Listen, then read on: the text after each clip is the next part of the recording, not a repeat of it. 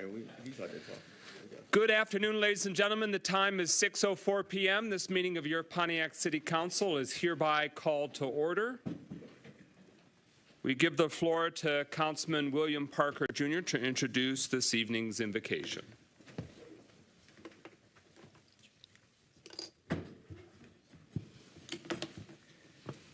Good afternoon, everybody. I trust that everybody had a good day today. I certainly enjoyed the good, marvelous sunshine that we were blessed with. Our invocation this evening will be given to us by Pastor Kathy Lee James of the East Side Church of God. Amen. Well, before I start, I guess I would like to say that the Bible says the earth declares the glory of God, and I think yesterday did a lot of declaring. So let's bow our heads. Amen. Heavenly Father, we thank you for your goodness and mercy on today.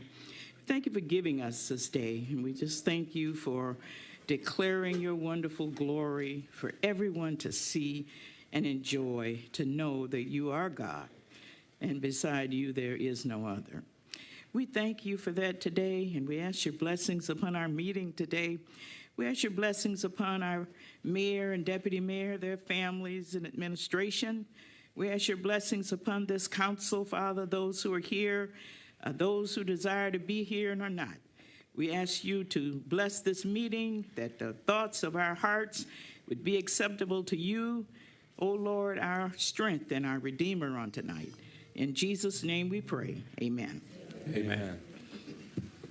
Thank you very much. Please rise for the Pledge of Allegiance to the flag of the United States.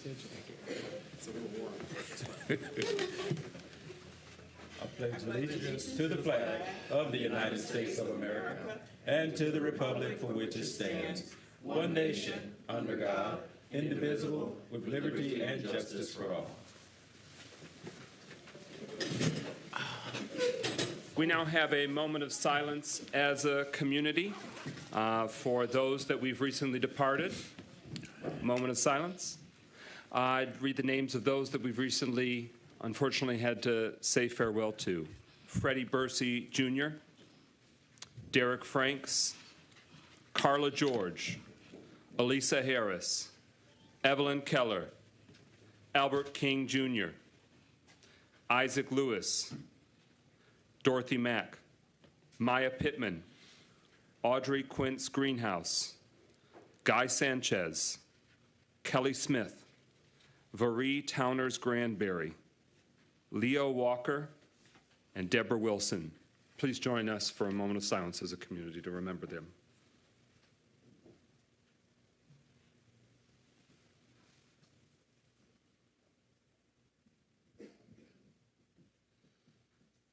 Thank you, and I want to make sure that I stated Freddie Bursey Sr.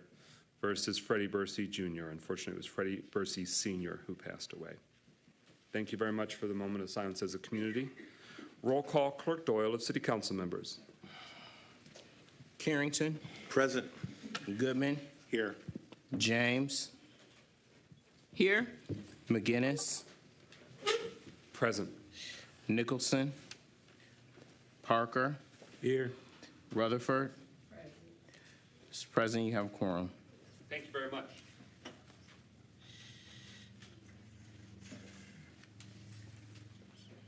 Apologies for that.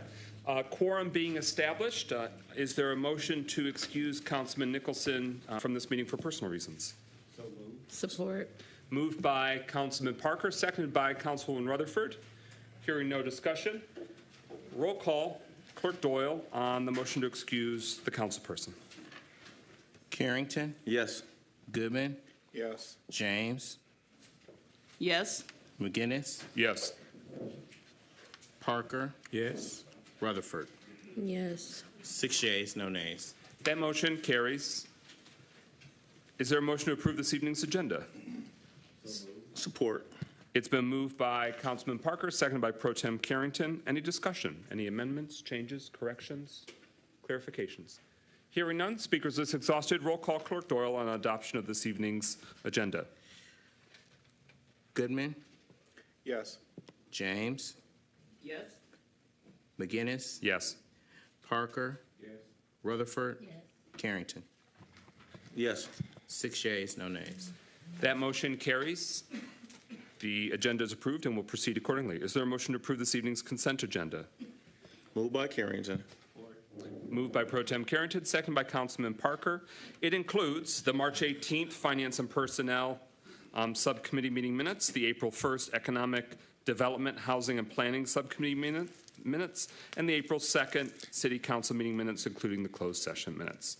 The resolution to approve the scheduling of a City Council special meeting on April 16th at 5 p.m. That's next Tuesday, and that'll be done so that way it can be in coordination with the public hearings on community development block grant funding that'll take place in these chambers. And then finally, a resolution to refer the zoning ordinance regarding adult use marijuana regulations, referring that back to the Planning Commission. It had a reading before the City Council previously. We want to send it back to the Planning Commission for further review and action. So those are the 5 items in the consent agenda. Roll call on its adoption. Clerk Doyle. James, Yes. McGinnis, Yes. Parker, Yes. Rutherford, Carrington, Yes. Goodman. Yes. 5 yeas, 1 abstention. That motion carries. The consent agenda and those items are approved. We are now at subcommittee reports. The first up alphabetically, Communications, Engagement, and Operations, chaired by Councilman Goodman. Thank you. Good evening, everyone. I think I can make this one pretty brief because it was spent mostly talking about one subject, so not an extreme amount of updates. In the Communications, Engagement, and Operations Subcommittee, which took place last Friday, we mainly went over the social media policy for the city, and just going over some of those details, asking questions amongst the members of the subcommittee who are on, who are there to be able to discuss that, as well as just going over a couple of different things. Going over the City Council communication support request process, so figuring out how in which we best utilize our comms department between cable, communications director, and our events coordinator, which again, another part of that meeting was also welcoming our newly hired event coordinator, who you will see in the community, and hopefully planning some, well, continuing to plan the amazing things that we've been doing so far, but really keeping it up. So I'll leave it there. Okay, thank you very much. For Economic Development, Housing, and Planning, that subcommittee met April 1st. It's always the first Monday of every month at 9 a.m. So that's an opportunity in early May as well. But here's a rundown of what was covered at that April 1st meeting. We had council members Rutherford, McGinnis, and Goodman present. We received updates from code enforcement, from building, from economic development, and from planning. So Code Enforcement Manager McIntyre shared that last month in March, there were 1,428 code enforcement inspections completed, in addition to 925 rental property inspections.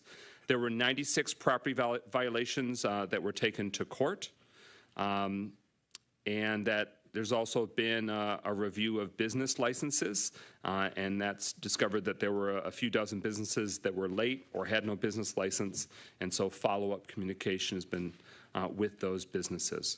There was a discussion ahead of what's coming before your agenda this evening on City Council about making sure that parking enforcement downtown is effective and not overly punitive to our residents, and what were the strategies to make it work better for the downtown businesses and the residents overall. The building official, Bruce Eck, reviewed some of the really noteworthy items. This is of note, but the emergency room at the Trinity Health Hospital, the former, it as St. Joe's Hospital, but their emergency room is getting a modernization and an expansion. So as we get more dates and information about that, we'll share that with you. Westwood Apartments, those new apartments on Gulf Drive, are working their way through the plan review process, and they're making progress with that project. The former Casa del Rey Apartments, that beautiful historic apartments on Oneida Street by Pontiac General Hospital, that is being successfully redeveloped into apartments. And so as more information comes, we'll bring that to the community through city council meetings. But that's a big deal because it's such a beautiful, it's a nationally recognized historic building, but is set vacant for decades at this point. So we're pleased to see that progress is happening there. The City Council asked for status updates on demolition of various empty schools, so that way that is no longer an albatross around the necks of the neighborhoods. At the future subcommittee meetings, we will follow up for more action as well.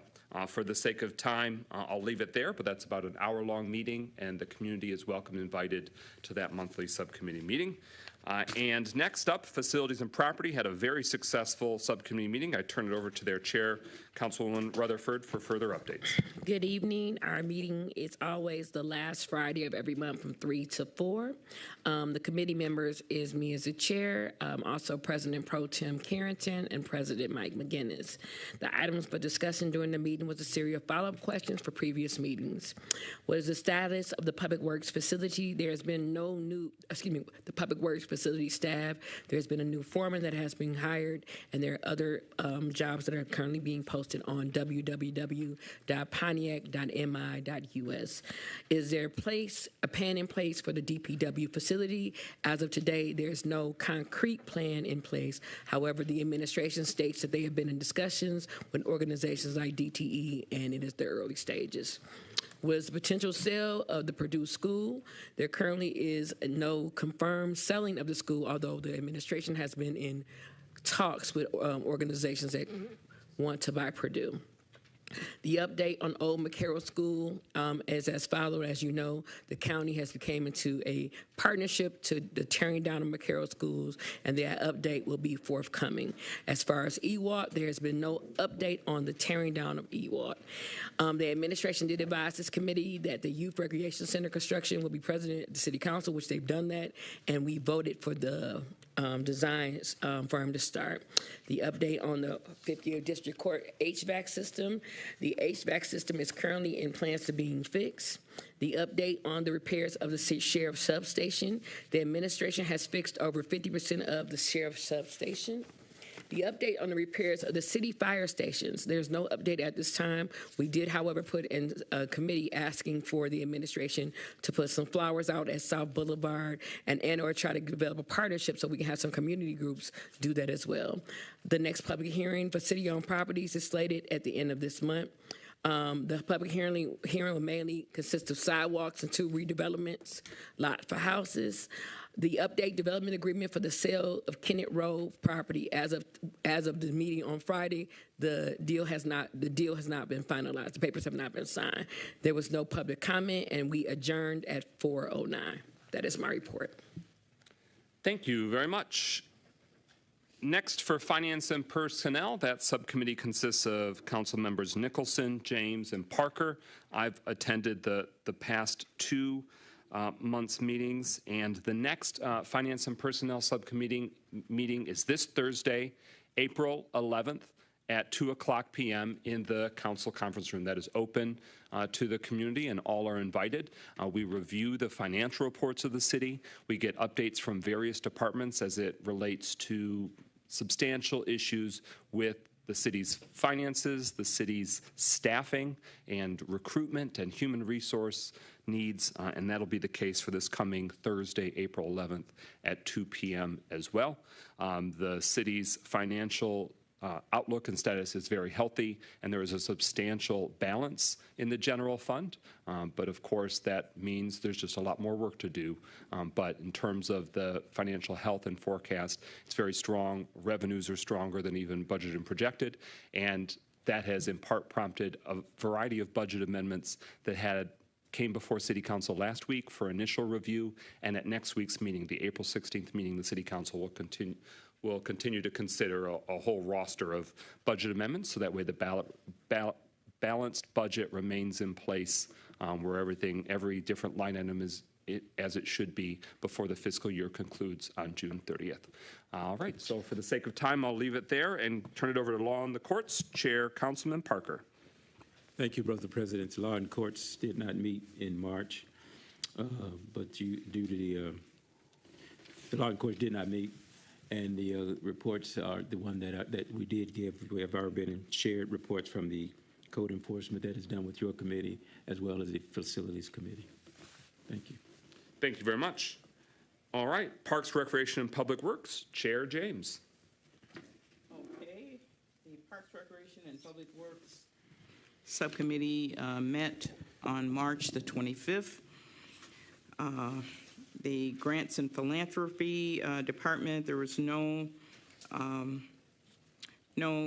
news there other than an update on the engagement sessions that are being held for our CDBG funding, and those are scheduled, and the dates are on the website.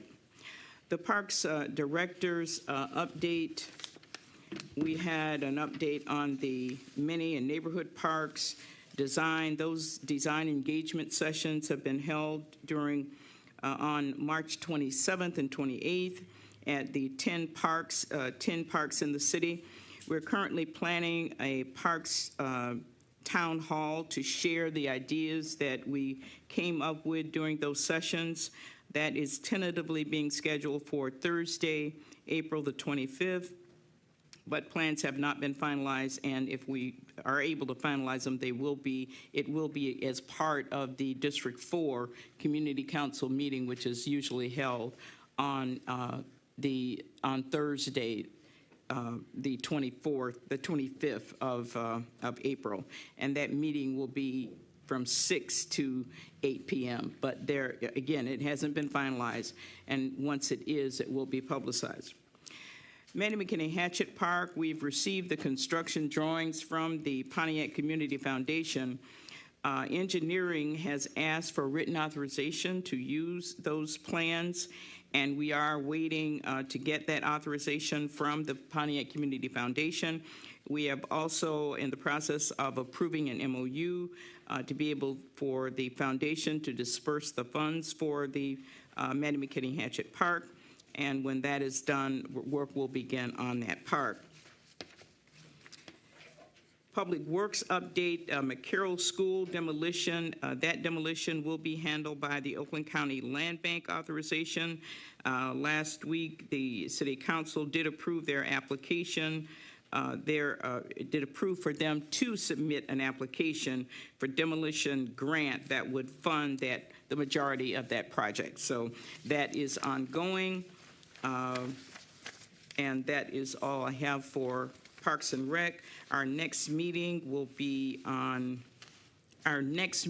is May the 27th, Monday, May the 27th at noon. Thank you. Is that Memorial Day? Is that Memorial? Oh, it is. Oh, It is Memorial. I guess we won't have a meeting in May. Okay, just keep us posted when you choose Yeah. a date. Thank you very much. Public Safety, Health, and Wellness, Chair Carrington. Yes, thank you, President McGinnis. The Public Safety, Health, and Wellness Committee meets every other month. It did not meet in March. The next meeting is April 11th, this Thursday at 4:30 p.m. in the Council Legislative Office. So please come out. We do have public comment, and everyone is welcome. Thank you. Thank you. With that, that concludes our monthly oral subcommittee reports, although the subcommittees are active all throughout the month, and we'll keep the community updated. We're now at recognition of elected officials. Are there any current elected officials that wish to give an update with their position? All right, hearing none, we are now at special presentation. I'd like to actually give the floor to Councilwoman James to introduce that, if that's okay. Then we can turn it over to the mayor and staff further. But I know that you've been actively engaged on behalf of the City Council. Councilwoman James, do you want to broadly just set it up or the vision for making sure that we're doing our part all year round, cleaning up any? Is this the spring cleanup? That's right. Yes. Well, it's going to kick off this coming April the 22nd, which is Earth Day. And we're going to be downtown Pontiac will be the first site. But as you know, we're going to spread it out, and Alex will be talking about that a little bit more. But one of the goals of the spring cleanup is to get more and more Pontiac residents involved in it.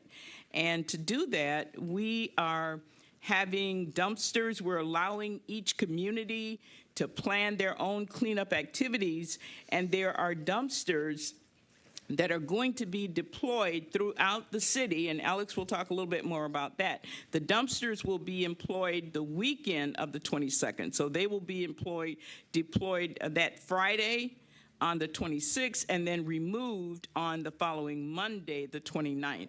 But we really want to see Pontiac residents involved in the cleanup. Please come out, participate with us on Monday, the 22nd, when we clean up downtown Pontiac.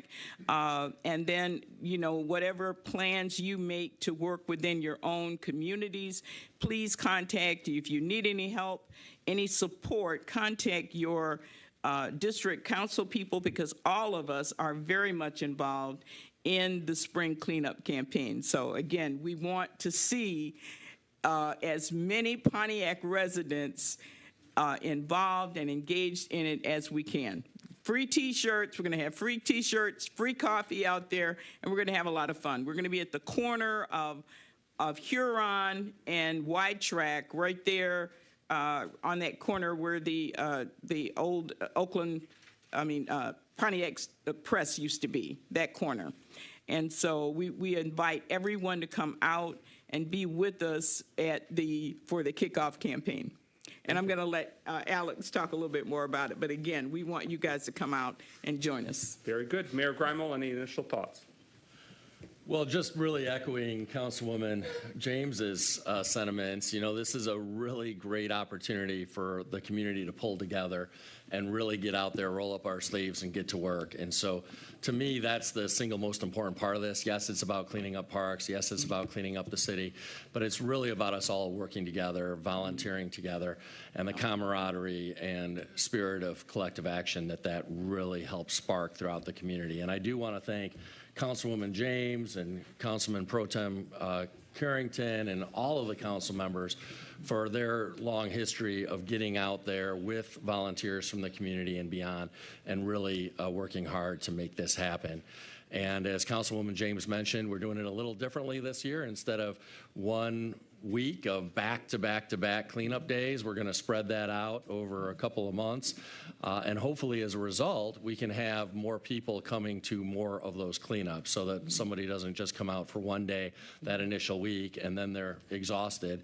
Hopefully, they come out for the first month and come out in successive months as well. So hopefully, that'll only help us get greater participation. Thank you. Parks Manager Zagorczewski, you have the floor. Give us the scoop. Thank you. Good evening, everyone.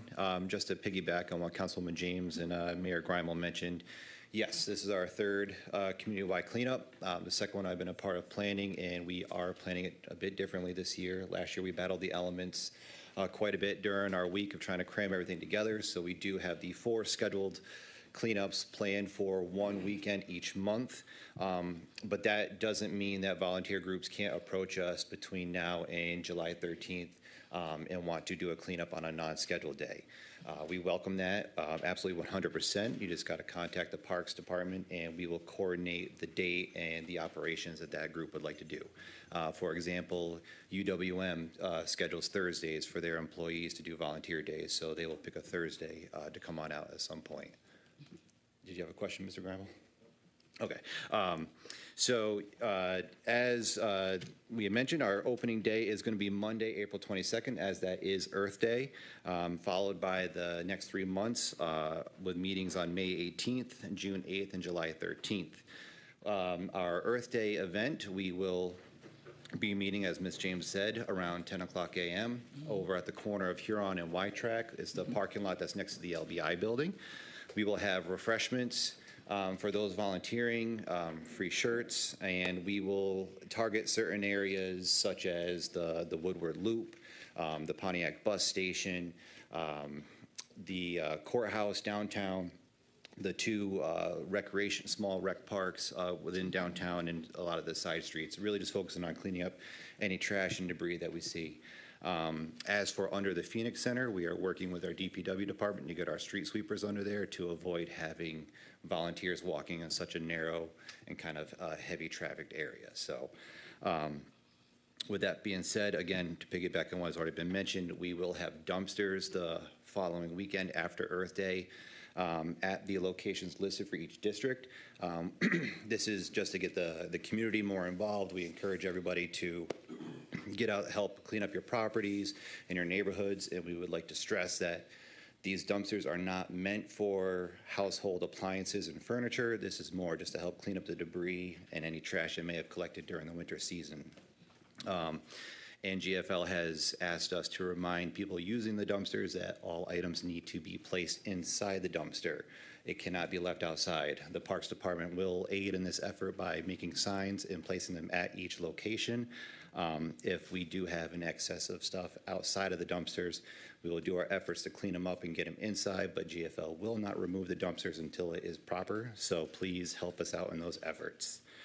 That being said, along with having refreshments there the day up on the 22nd, we have gotten confirmation that some local businesses such as Biscuits and Bourbon and the Lee Fillmore will have agreed to open their doors a little bit early for some of our volunteers if they choose to have lunch at their establishments. So that is a great cooperation that we have and with some of the local businesses. We are still speaking with others to see if we can get some more people out there, and we just encourage everybody to come on out and join us. It's a great effort.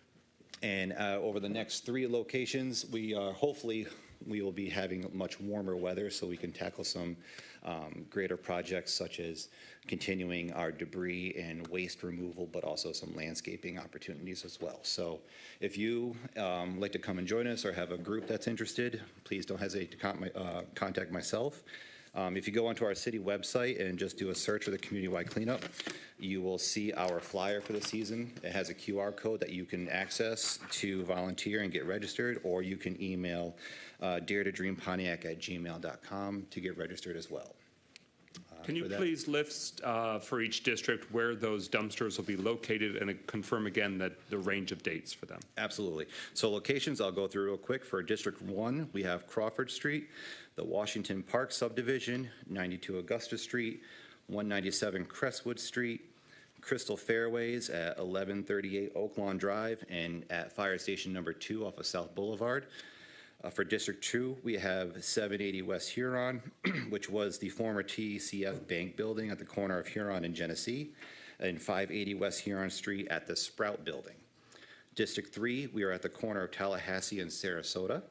District 4 is in the back of the Weaver School at 193 West New York Ave, at the Joslin area of 295 and 1st, and also at 284 and 3rd. The Parkside Preserve subdivision, specifically 1647 Prairie Drive and 1607 Marsh Bank Drive. The New Birth International Church at 128 West Columbia, and the Oakland Hope Food Pantry and Thrift Store. District 5 will have locations at Galloway Park and the Harrington Elementary School parking lot. District 6 will be at the corner of Joslin and Linda Vista and Aaron Perry Park. And District 7 will be at Murphy Park and the East Side Church of God at 343 Irwin. And again, the dates, dumpsters will be dropped off throughout the day on Friday, April 26th, and they will be picked up throughout the day on Monday, the 29th. Okay. Thank you very much for the presentation. Now for questions and feedback, Councilwoman Rutherford. Yes, thank you. First of all, Alex, good job. Number 1, it is going to be 6 in District 1, correct? That is correct. Okay, so my follow-up is this. Last year, we had a huge problem because people were coming in and dumping everything the day before, and the dumpsters were filled. What is the administration going to do to make sure that doesn't happen? What I mean by that is, for example, on Crestwood, it was out there by 4, it was filled by 6, and it wasn't anybody from that community. It was individuals who were coming around dumpsting. What is the plan that the administration have to secure those dumpsters so that the people of the District 1 can make sure that they get their services met? Yeah, so a quick answer. Unfortunately, we can't have staff members positioned out at each one, so hopefully it's just the community doing their part in, using the dumpsters correctly. This is designed for the cleanup, and as I mentioned, like, the dumpsters are not meant for household furniture, for, collection or stuff that's old in someone's garage, for them to, hey, now's the time I can clear out my garage. There's a dumpster for that. GFL doesn't have any patrolling on weekends. They are coming back on Monday. So really it is up to the users, the community, and whoever's using those dumpsters to use it properly, to not overfill it, and just see it as a way to get rid of old household items that they just should be bringing to the landfill. So the best thing we can do is Monday morning, get out there, and if we see that there is an excess amount of materials, we will do our efforts to get them into the dumpster and contact GFL about getting a removal, coming back maybe with a second dumpster to finish piling in what might be left there on the sides. Mayor Grimel to further answer. Yeah, I think one thing we want to explore, and this may not be possible for all of the locations and all of the days, but obviously the less time that a dumpster is out at a location before the cleanup starts, the better, because then there's less opportunity for those not actively participating in the cleanup to fill it up. So that is one conversation that we'll be having with GFL. Now, again, that may not work if the day is a weekend day, but we'd like to try to minimize the amount of time that a dumpster is in a location before the official cleanup starts. In addition, I do really want to underscore to the community, please don't drive and dump a bunch of items in these dumpsters. If you can drive to the dumpster, you can drive to the Collier Road landfill and dispose of it there.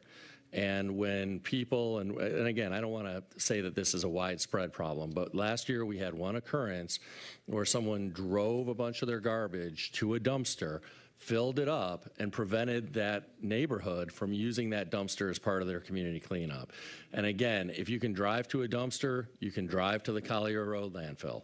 So please do that rather than ruining it for neighborhoods that are trying to clean up their area. I just have, Yes, ma'am.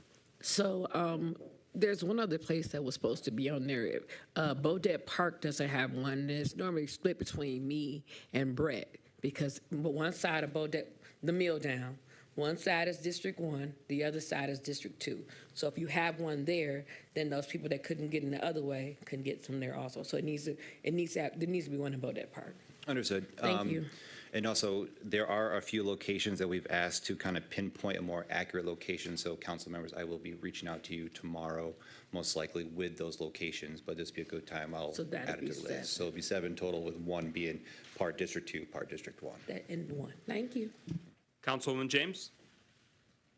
Also, I know that we're not to put tires in those dumpsters. Is there anything else that is that's a no-no for those dumpsters? I know tires are. What we can do is work with GFL and see if they could provide the Parks Department a list of items that can and cannot be put in the dumpsters, and we'll do our best with our communications team to advertise that via their methods, as well as with the signs that we are going to place at each dumpster location saying, please just use the dumpster, don't leave anything on the sides. We can also add a sign with the list of approved and non-approved, well, mainly the non-approved items. Well, I know in the past, it was mainly that you could not put tires. That was the only thing that I know was a definite no-no. So unless that has changed, I do know that, you cannot put tires in, but I think pretty much everything else. Yeah, you are correct. Tires are a no, and I'll work on getting a complete list. Obviously, you would not want to put anything like paints or any kind of hazardous materials. That would be out as well. So a refrigerator that could possibly have Freon or anything in it, that would be out. But. Again, the mayor alluded to this, but every Pontiac resident has free access to the city's landfill. The landfill days for residents is Saturday, April 20th, Saturday, April 27th, and Saturday, May 4th. And that's located on Collier Road. So the last 2 Saturdays of April, the 20th and the 27th, and the first Saturday in May, May 4th. And that's listed later in the council agenda as an announcement, if you need that as a frame of reference. Maybe we could put that on a city website or have there. some. Okay, didn't know. Thank you. But we'll keep trying to dial up the Yes. reminders. I know it's been posted to social media, but we want everyone to know. Because to the mayor's very point, one, we don't want it in the neighborhoods. We don't even want it in your garage or your backyard or your attic or your overflow room. We want you to have the best, most successful spring cleanup you can have. So we've got these dumpsters identified for community, neighborhood, and park cleanups, and we've got dumpsters for household items, or excuse me, landfill free days. Yard waste collection has resumed. Again, we announced that last week, but up to 10 yard waste bags each week can go out at the day of your garbage can collection as well. That's through November 30th. So that is fully underway, started with April here. Any final discussion on the special presentation? Hearing nothing further, we'll now go to the next item on the agenda, number 9. It's a public hearing. First, we scheduled this towards the end of the agenda last week. So now we want to give the floor to one of the city attorneys, if they're still in the room, to first set the stage. So we'll let you know a little bit about the moving parts. This is a small sliver of a small sliver. It could have been considered sort of excess or additional land in the city's ordinances, but we still want to be extra thorough because it is currently city-owned. Even though it's a slice of a parcel, we still want to go through the formal procedure where we hold a public hearing and we allow citizens to speak, and then the city has to vote to sort of act on whether we want to sell or transfer any city-owned land. So with that, without objection from Mayor Graham, I'll go directly to one of the city attorneys for you to give an update to the council and community about what we're looking at. Well, thank you, City Council. Joe Colaney from law firm of Clark Hill. I was asked to address the matter involving some litigation that's pending in the circuit court, and this matter involves a resolution of that.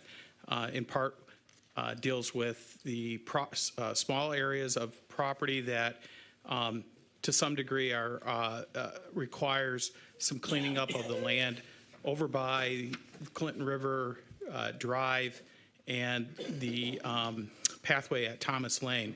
And so this property is a small sliver, as President McGinnis has indicated. It follows the unpaved, two-track property that extends from Clinton River Drive and Thomas Lane down to the river, across the river, and there's a small triangular piece that is being sold to the landowner who has property, who is the sole landowner on the other side to the east. And this is his only access. So what this does is it basically solves that access, and he's agreed to acquire the property. We've looked at the value of the property based on the county's equalization, and the amount is reasonable. Okay, and can you share for the community, it's in obviously the resolution action, but what's the amount of the proposed sale? Oh, I'm sorry. It's the sale will be $5,000. And how much of land is it, is it a 1/10 of an acre, 2/10 of an acre? Just to make it simple for everyone. Or 1/4 of 1/10 of an acre? It's not quite an acre. Certainly not an acre. It's 20 feet by 140 feet. Okay, so we're talking about 20 feet by 140 feet. In your agenda, you see the legal descriptions. And it doesn't have just an easy address, because it ain't set up like that. It's a carving out of a bit of a piece of land. If you know where the apartments are on Salmer Street, or if you know where the old Dairy Queen is off of Orchard Lake Road, we're talking about south of that. And there's an old, rickety, falling down, rusty bridge that the city's contention is we don't own it, AKA we all ain't paying for it to get to one person's private property. And so this is part of the solution to resolve that, get it off our books, off of your backs, and so the private property owner, should they acquire this sliver, it makes it very clear without debate, and it provides a legal solution where they are the ones that are on the hook to, if you want. There was one other the other piece is a sliver. It's 681 square feet. Okay, 681 square feet as part of these sort of finagled parts. So you see in your council agendas that long legal description, making very exact what little sliver we're talking about. This is the description on the resolution. It's located in the southeast quarter of Section 31, Town 3 North, Range 10 East, City of Pontiac, Oakland County, Michigan, which includes subsection A, the east half of Lot 86 that is part of city parcel That parcel identification number is 14-31-278-001, and subsection 2, a portion of city parcel with the identification number of 14-31-426-001 in accordance with section 3.113 of the Pontiac Home Rule Charter. That's calling that before we give up any land that's all of ours, we do this formal process where we have a public hearing, and it would have to have a vote of city council. Again, there was a little clause in the city's ordinance that said if it's a small land that's not really substantial, it doesn't have to go through all this, but we just wanted to make it tight, right, and be extra careful so that way it can hold up for time memorial and that no one can ever come back and say, we want you to pay for this ugly old bridge that's falling apart and privately used. Is that a fair description? Okay. So what we'll do, and let's have some clarifying questions in case there are any, and then we'll open up for a public hearing where everyone will have one opportunity to say their piece, ask questions, what have you, and we'll go from there. Any further information or clarification needed from council members, we'll still be able to discuss the resolution on the potential sale, but just want to make sure if there's any other clarifying information you wanted the council and community to know before we open up the public hearing. Okay, hearing nothing further, I'd like to open the public hearing at, what does Verizon say? Verizon says it's 6:45 p.m. So at 6:45 p.m., the public hearing is now open, and per the requirements for a public hearing, please state your name and your address. We're not trying to get in your business, it's just them's the rules per the state of Michigan.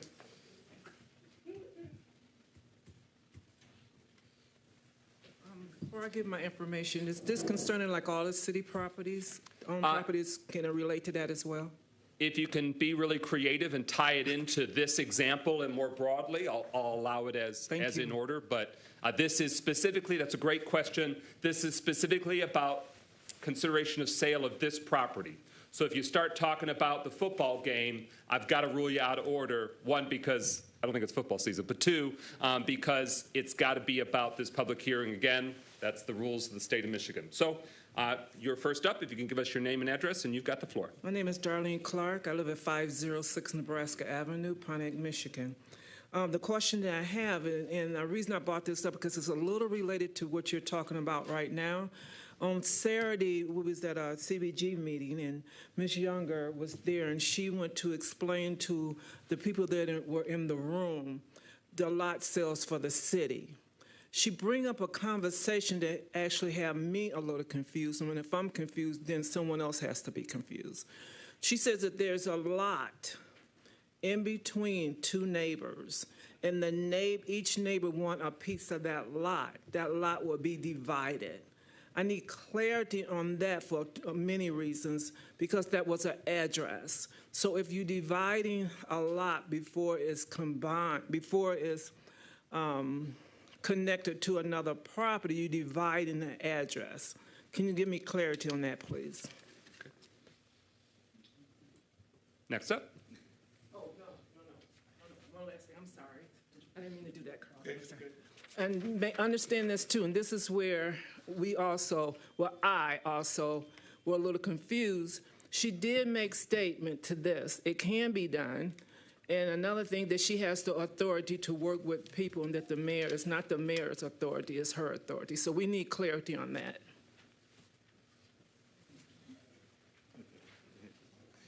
Yeah, Carlton Jones, 1323 Oakline Drive. I just want to commend you, President McGinnis, on clearing up that address piece and how it wasn't quite clear. And truly, it made a lot of sense to me now, because I couldn't figure out exactly how they could go in there and try to dig up when we do just the legal description and it doesn't have an address. I know it could be a little confusing. But my question is, I think the attorney said first when he got there was some legal issue that I'm not quite sure how that ties into this piece of property. So I'd like to have some clarity about what is the legal issue that he was talking about that's dealing with the sale of this property. Thank you.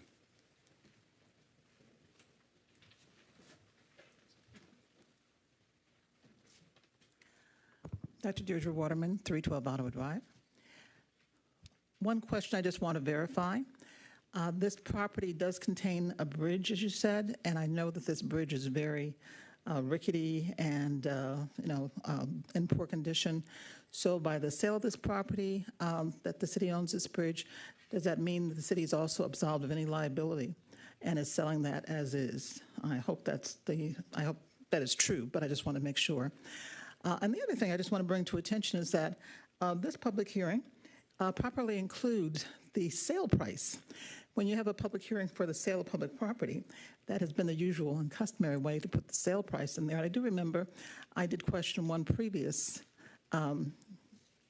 public hearing for a sale in which there never was any price or any conveyance or anything given for the city for the sale of this property. So it wasn't truly a sale because it was a giveaway, and that's when I wondered whether that was really legitimate. So I'm just bringing to the fact that this is the way public hearings are properly conducted when you sell property, as they always have been, and that's what I wanted to make the point of. Thank you. And Attorney, what we'll do is you can answer those questions once the public hearing is concluded and we're on the resolution.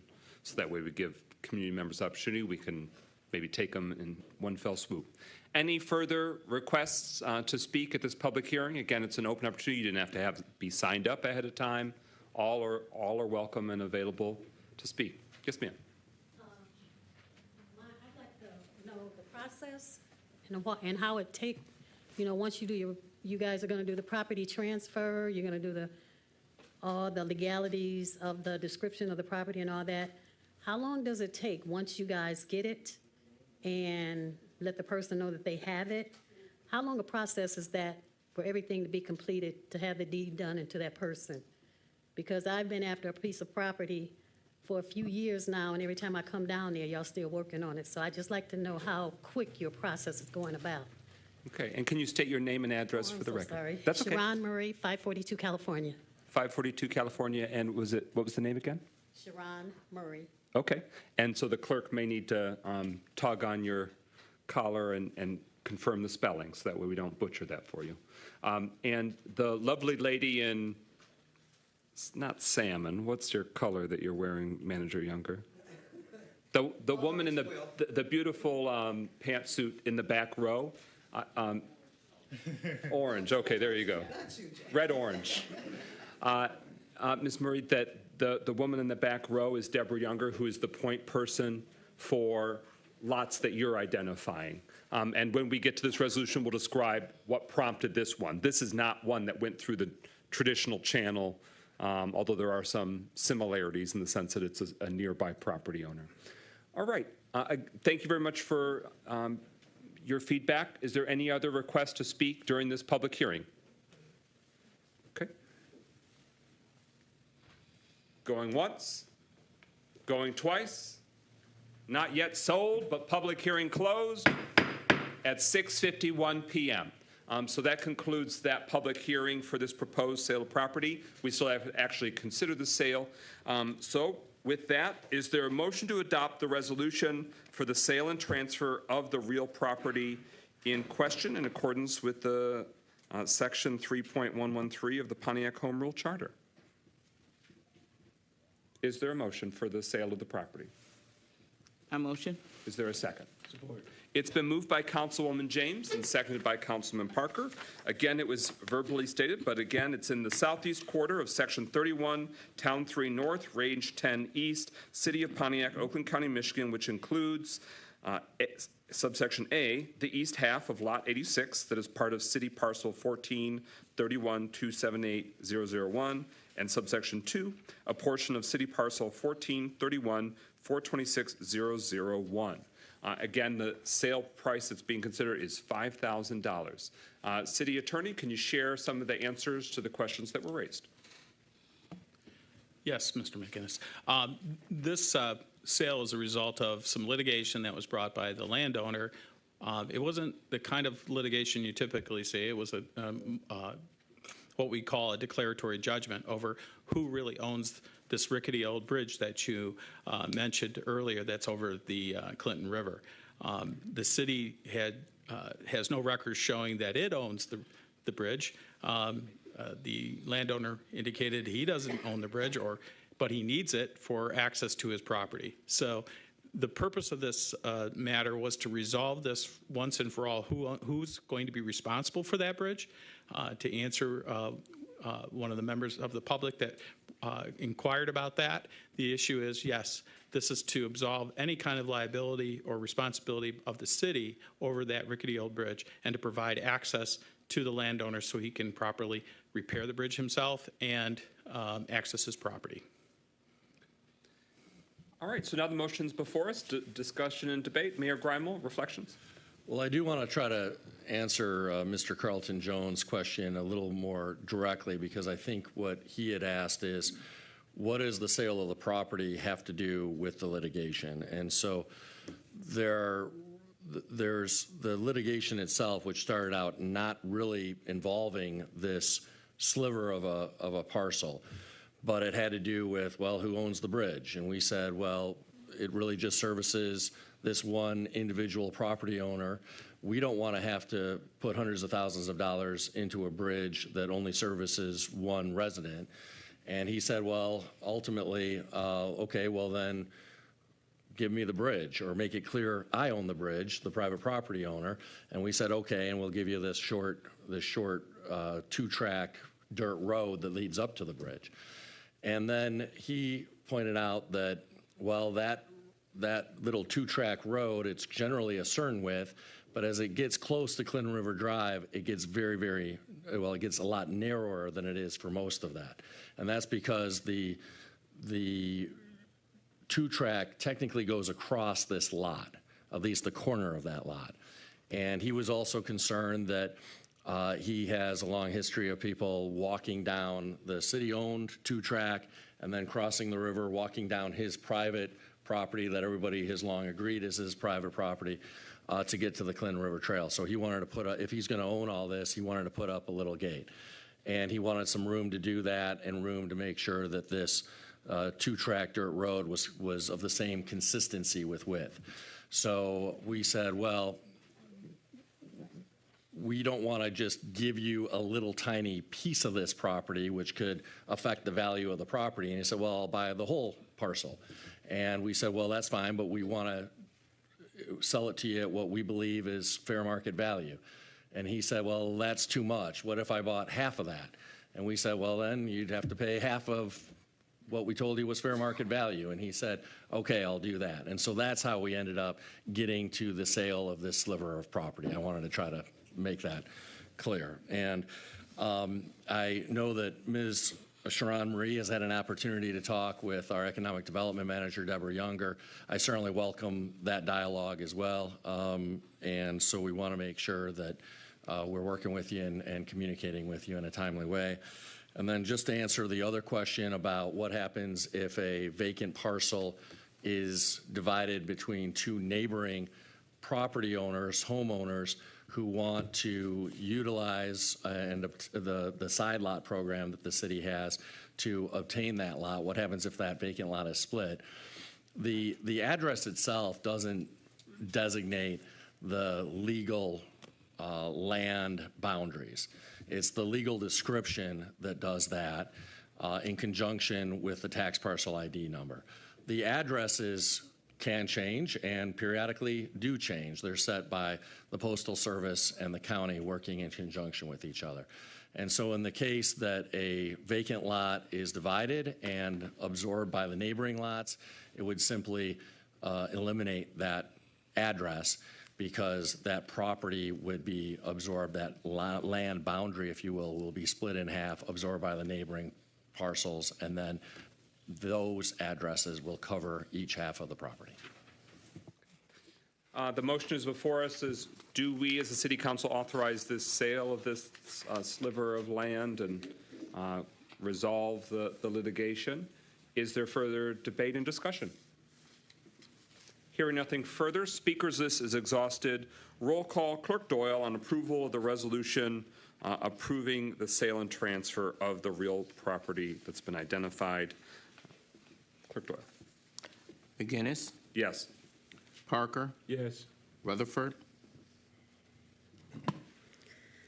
Yes. Carrington? No. Goodman? Yes. James? Yes. 5 yeas, 1 nay. That motion carries. The resolution is approved, and the sale is authorized. We are now at agenda address. Pro Tem Carrington, who's our first request this evening. Mr. Carlton Jones.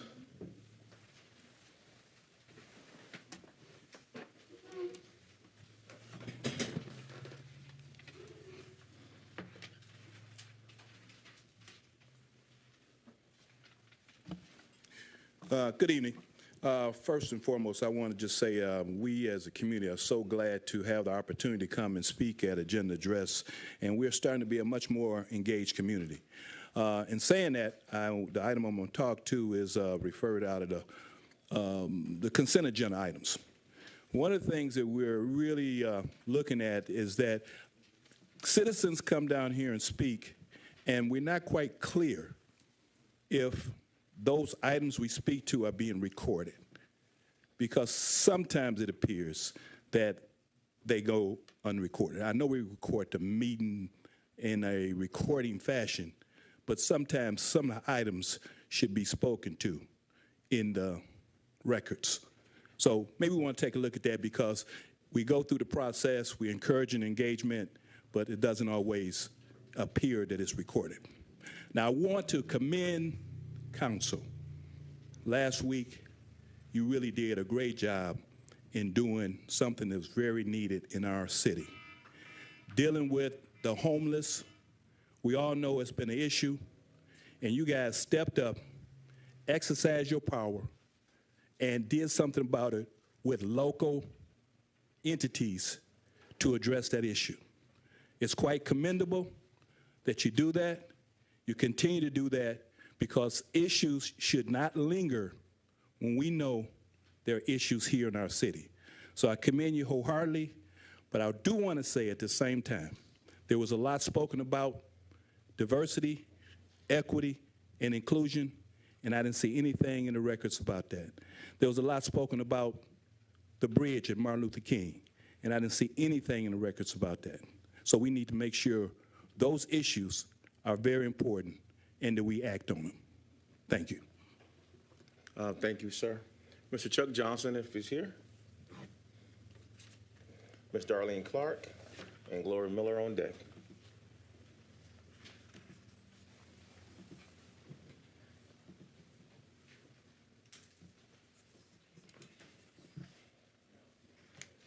Good afternoon, good evening. This is for the mayor once again. It came across my mind that I need a little more clarity, and thank you for clearing about the split of the land. But where too, the clarity needs to be made. This is a person that's buying this lot. Did you not say that the persons who live next to those empty lots or those silver or land will only have to pay $500? Is that at $5,000 a bit much? It's a big difference from $500? For where did you, you know what I'm saying, that they have first bid? So wouldn't the person who's getting this sliver of land have first bid to property that you're trying to get rid of? Thank you, Ms. Clark. Ms. Miller?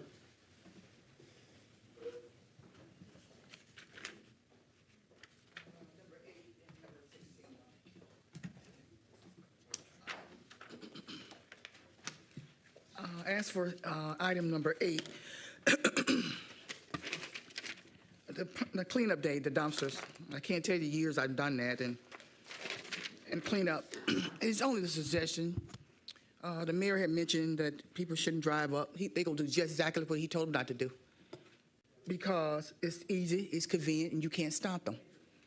Now, with me saying that, I don't make it right, but that's what happens, because I've seen it happen a number of years when I used to go out and we used to clean, and as soon as we get done cleaning the city, they come back and dump it again. Now, my recommendation is that's what code enforcement come in. We got all these code enforcement people, and it's good to go out and do a clean day, but right now we know the weather's getting nice. I spent most of the day in the yard, that's why I got allergies going on, and cleaning. Put code enforcement on their job. They need to ride around and start giving tickets. And I don't mean the resident, I mean to these businesses. They're deplorable. They haven't cleaned up around their places. And then item number 18, you know, this came across social media last night, and and it's ironic that I looked at this.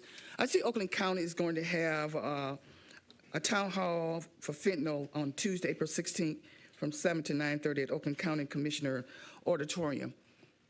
I don't know if you guys are paying attention, but the crime in this city, Facebook was blowing up the other night with Northfield Farms, Mike Hill. The people are so afraid. They said they're just sick and tired of being on the news and the crime and the shootings. Get Mr. Bouchard and all the people that's on that task force, you got to do something. Those people over there are actually afraid to live there. And there's a lot of seniors caught up in that complex. You got the committee. You own the committees for the people on the committee. You got to do the job. You got to get out there and see what's going on because they're afraid to live in the apartments in Northfield Farms. And I just wanted to bring that up. Maybe Mr. Bouchard would have a meeting on that for the city of Pontiac because we need help. Thank you, Ms. Miller. That concludes agenda address, President McGinnis. Thank you, as always, Pro Tem Carrington. We're at number 11 on the agenda. This is adoption of the zoning text amendment to amend Article 2, Chapter 4, Section 2.404, subsections B, subsection 1, subsection C, to clarify requirements for garage proportions to facades. Article 3, Chapter 12, Section 3.1201 through 3.1205, to add Chapter 12 regarding residential infill overlay district, and Article 7, Chapter 2, Section 7.201, to add definitions regarding two-family dwellings and smaller one-family dwellings. So broadly speaking, this is about the administration's proposal for a new experiment for the residential infill overlay district. It's come before the City Council multiple times. This latest version is this is the second reading. It was here last week, so this is the second reading because any ordinance changes require 2 readings. Is there a motion to approve the adoption so we can begin debate? So moved. Is there a second? Second. It's been moved by Councilwoman Rutherford, seconded by Councilwoman James. So now the matter is before us. Mayor Greimel, any thoughts before we turn it over to the planning manager? Thank you, Mr. President. Just briefly, I want to express the reason why we're pursuing this innovative approach. We have a number of vacant lots, some owned by the city, many owned by private landowners in our neighborhoods. And redeveloping those lots has become increasingly challenging in recent years because of the rate of inflation for construction costs. The cost of labor has gone up a lot. The cost of materials has gone up a lot. Interest rates have gone up a lot. All of that makes it more challenging to develop these parcels and build on them. At the same time, we know that we have a housing shortage in the city, especially of affordable and accessible housing. And in order to try to tackle those dual challenges, we want to try to make it easier and more affordable to build on some of these vacant parcels. And that's why we're proposing allowing a lower square footage on parcels in specific areas of the city that A, have a lot of vacant parcels, and B, already have a lot of existing structures in those neighborhoods that have that lower square footage, so that allowing this lower square footage is not out of the ordinary for a lot of the existing houses that are already in those neighborhoods. And with that, I'll turn it over to our planning manager, Mark Andrick. Thank you, Mayor, City Council. I have the same presentation as last week. I'm going to try to fly through it a little quicker, but I'd be happy to go in any depth in anything you would like to from last week's presentation. So this is a zoning text amendment and a zoning map amendment. It's citywide to establish 3 overlay districts, and it's for a new residential infill overlay district. So this is the second reading. This is the 2024 process. The Planning Commission and City Council has reviewed this ordinance, and these are the dates.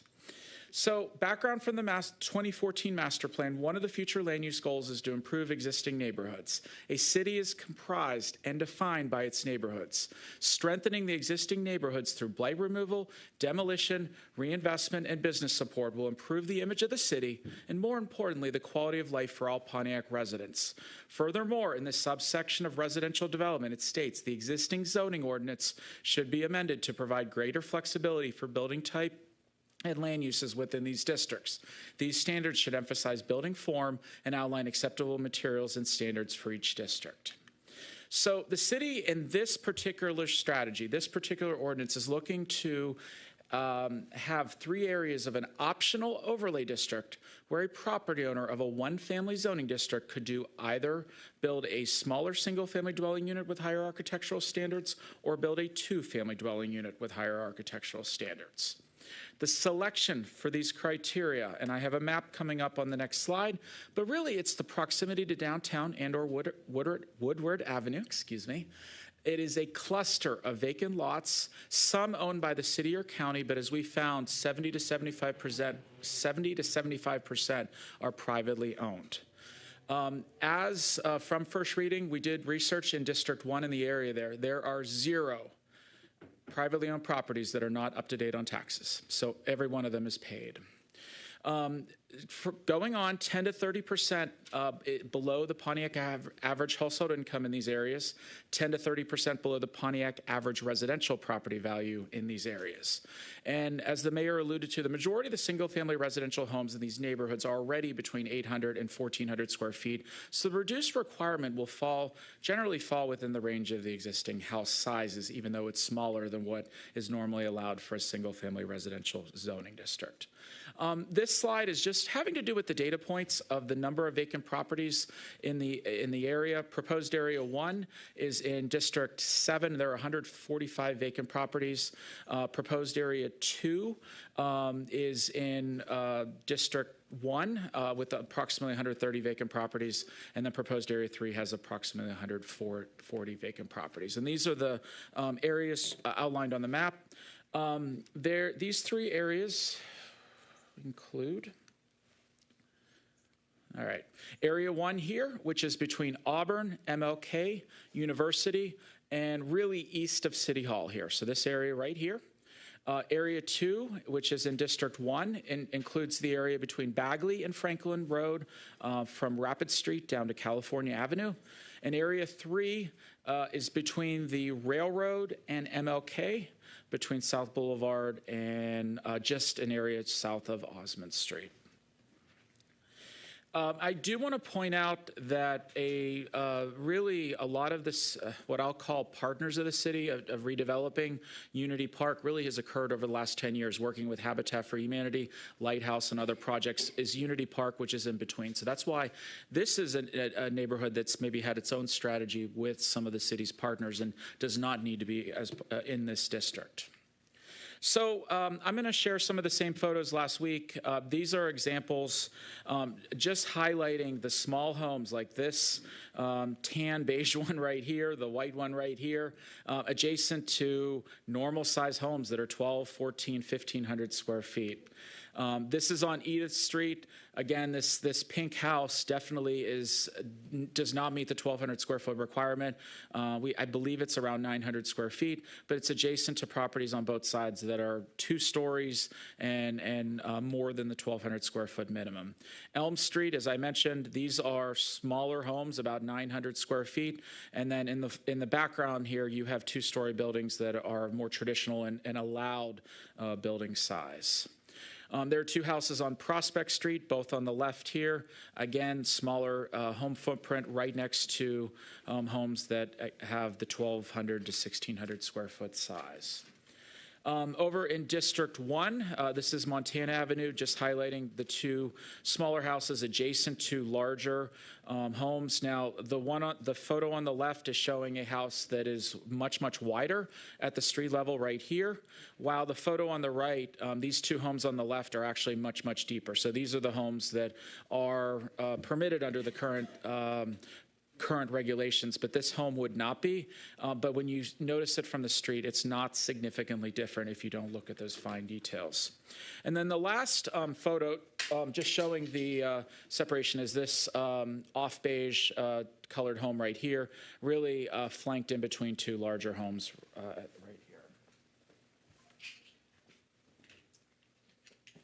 And part of the reason for this strategy has to do with this block on Rayburn Street. And as I mentioned last week, this blue house is the only developed residential property, and there are 6 privately owned residential parcels that you're not seeing anything right here. So, really encouraging strategies to encourage development through the zoning code. And we're, as we mentioned last week, we're exploring other economic development opportunities to supplement this. Really would help revitalize this neighborhood, largely by just getting homes built here, creating an atmosphere of a block, and getting the population back. Because from the planning staff level, we see an underpopulation in these particular neighborhoods, particularly Area 3, which is where that photo is taken on Rayburn Street. Just to highlight, since there was an ordinance that came forward, I wanted to share what are the changes that staff has proposed and a few planning commission have actually adopted as changes. So number 1, the minimum building size, if this is approved, is 800 square feet. It's up 100 square feet from what was proposed last fall. 2, required trees to be planted and or maintained on the property. 3, a property with a 2-family dwelling requires a recorded deed restriction that the property owner reside on the property. So if there's ever a house sale, the intended buyer would know what the restriction would be for that. Number 4, modify the boundary of District 1 neighborhood to include more properties. Number 5, the proposed overlay district would modifies the calculation of 2-story units for the front facade of the garage area to account for total width of both stories combined. And what that means is normally under the code, if you have a house, no more than 50% of the front facade can be for the garage. This would allow that calculation in a 2-story to account for the area of the second story if there's 2 stories. So you couldn't have a smaller home with these regulations that it's just the garage as the front facade, but if you had some architectural features on that second floor, it would account for that. This makes sense here because of the smaller area, the footprint. You can't reduce the size of the garage space because the size of the cars will stay the same, but this does allow for proper facade improvements that would benefit the street and the neighborhood. Number 6, increase the minimum width of 2 units in this overlay district for a minimum lot width of 45 feet. So generally with 1 unit, the minimum requirement is 40 feet. This would allow, or this actually would restrict that if there is 2 units, it must be on a lot of 45 feet. Shared driveways also must be on a lot of 45 feet. So if it is a tighter lot, less than 45 feet, you would not be allowed to do a shared driveway with 2 units or neighboring properties. And the minimum driveway width is now 18 feet. That accounts for 2 cars that are generally 8 to 9 feet wide. It's enough to navigate and no one is trapped in.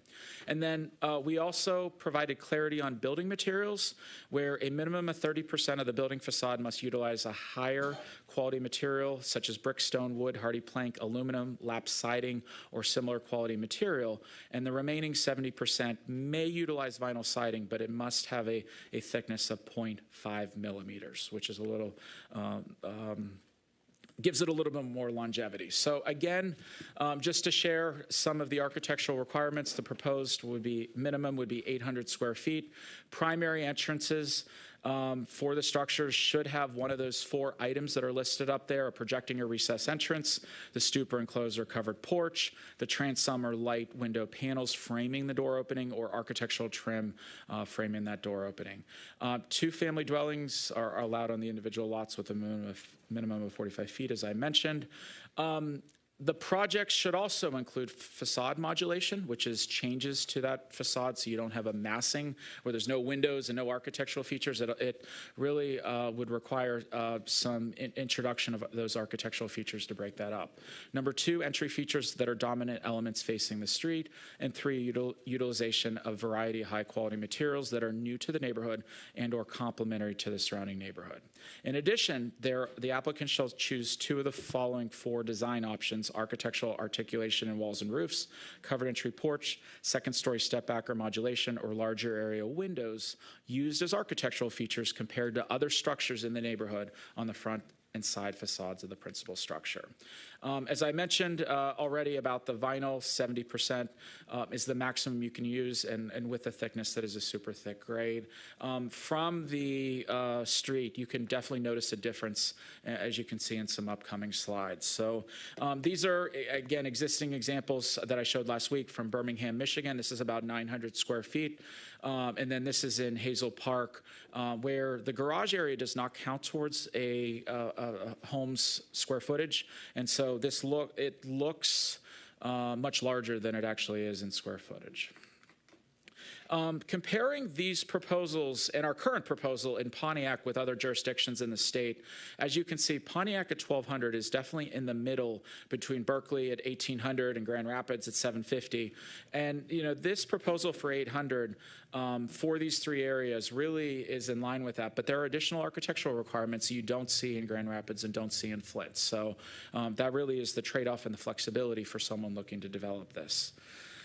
So again, this is a slide I shared before, but this, this ordinance really provides greater flexibility for building type and land uses in the district.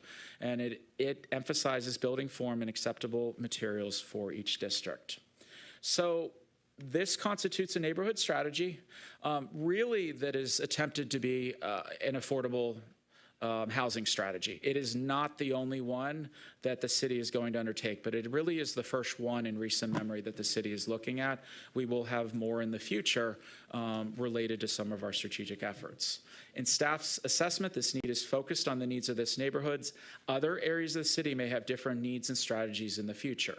The use of this overlay district is available to anyone wishing to build a home or duplex, residents or developers alike. Many of these properties are privately owned. The 800 square foot minimum fits into existing footprint of the home sizes of these neighborhoods and acts as a starter home for many. The overlay district allows for contrasting architectural styles that create placemaking with architectural requirements and stabilize and elevate existing neighborhood property values. Planning Commission recommended approvals of the zoning text amendments 7-0, with 2 amendments for approval having to do with driveway width and the total square footage of 2-unit properties, and those conditions have been incorporated into the ordinance. So again, thank you, City Council. This is, we're very much happy to present this to City Council. This is one of many affordable housing strategies, but I think from staff's perspective, we're just getting started. Before discussion continues, I want to make 2 acknowledgments. One, I want to acknowledge the City Council. Your questions and feedback has made this ultimately a stronger proposal that's now before us tonight. And I want to acknowledge the Planning Commission. We do have a veteran member of the Planning Commission, the regal and austere and established Commissioner Christopher Northcross. He put a lot of work in, other commission members put a lot of work in to strengthen this finished product so that way it works more practically for the neighbors and the neighborhoods in our community. So I just want to say thank you to this council and the Planning Commission. Is there further discussion on this motion before us? Councilwoman Rutherford. Yeah, I'm just trying to understand why the director of this department is never here. I just, if this is such a great idea, why isn't that person here to present that alongside you? Because we're paying them to be here, and you're not the director, correct? No, I'm the planning manager. Okay. I just want to know, because you said earlier, and this is why I'm bringing this up, you said that this is your first plan to affordable housing, correct? Correct. And this director has been here for over 2 years, and this is the best that y'all came up with for affordable housing. As of right now, this is what y'all think is the best idea. This is the first strategy. Thank you. What's your timeline for the next one?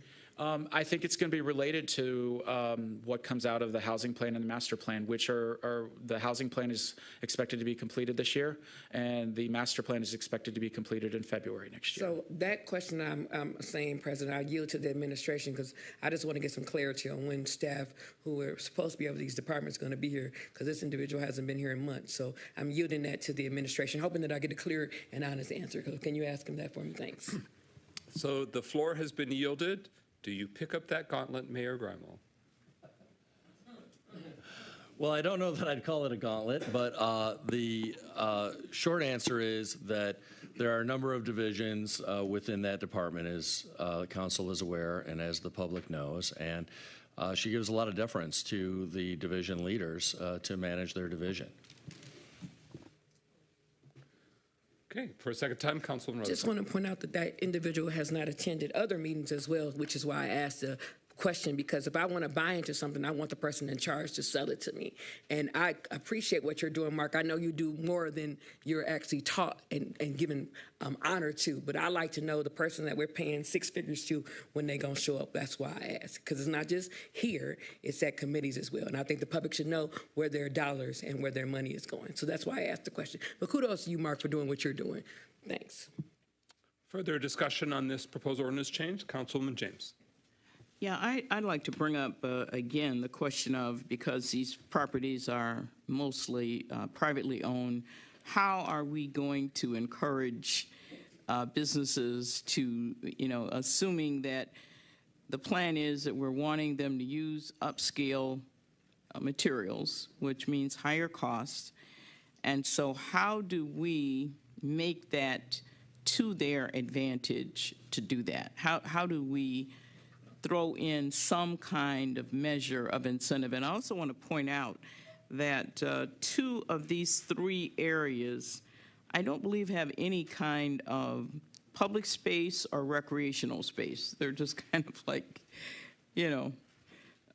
so they're like islands, So how's the city thinking in terms of making this a good proposal to a potential someone who might want to do this?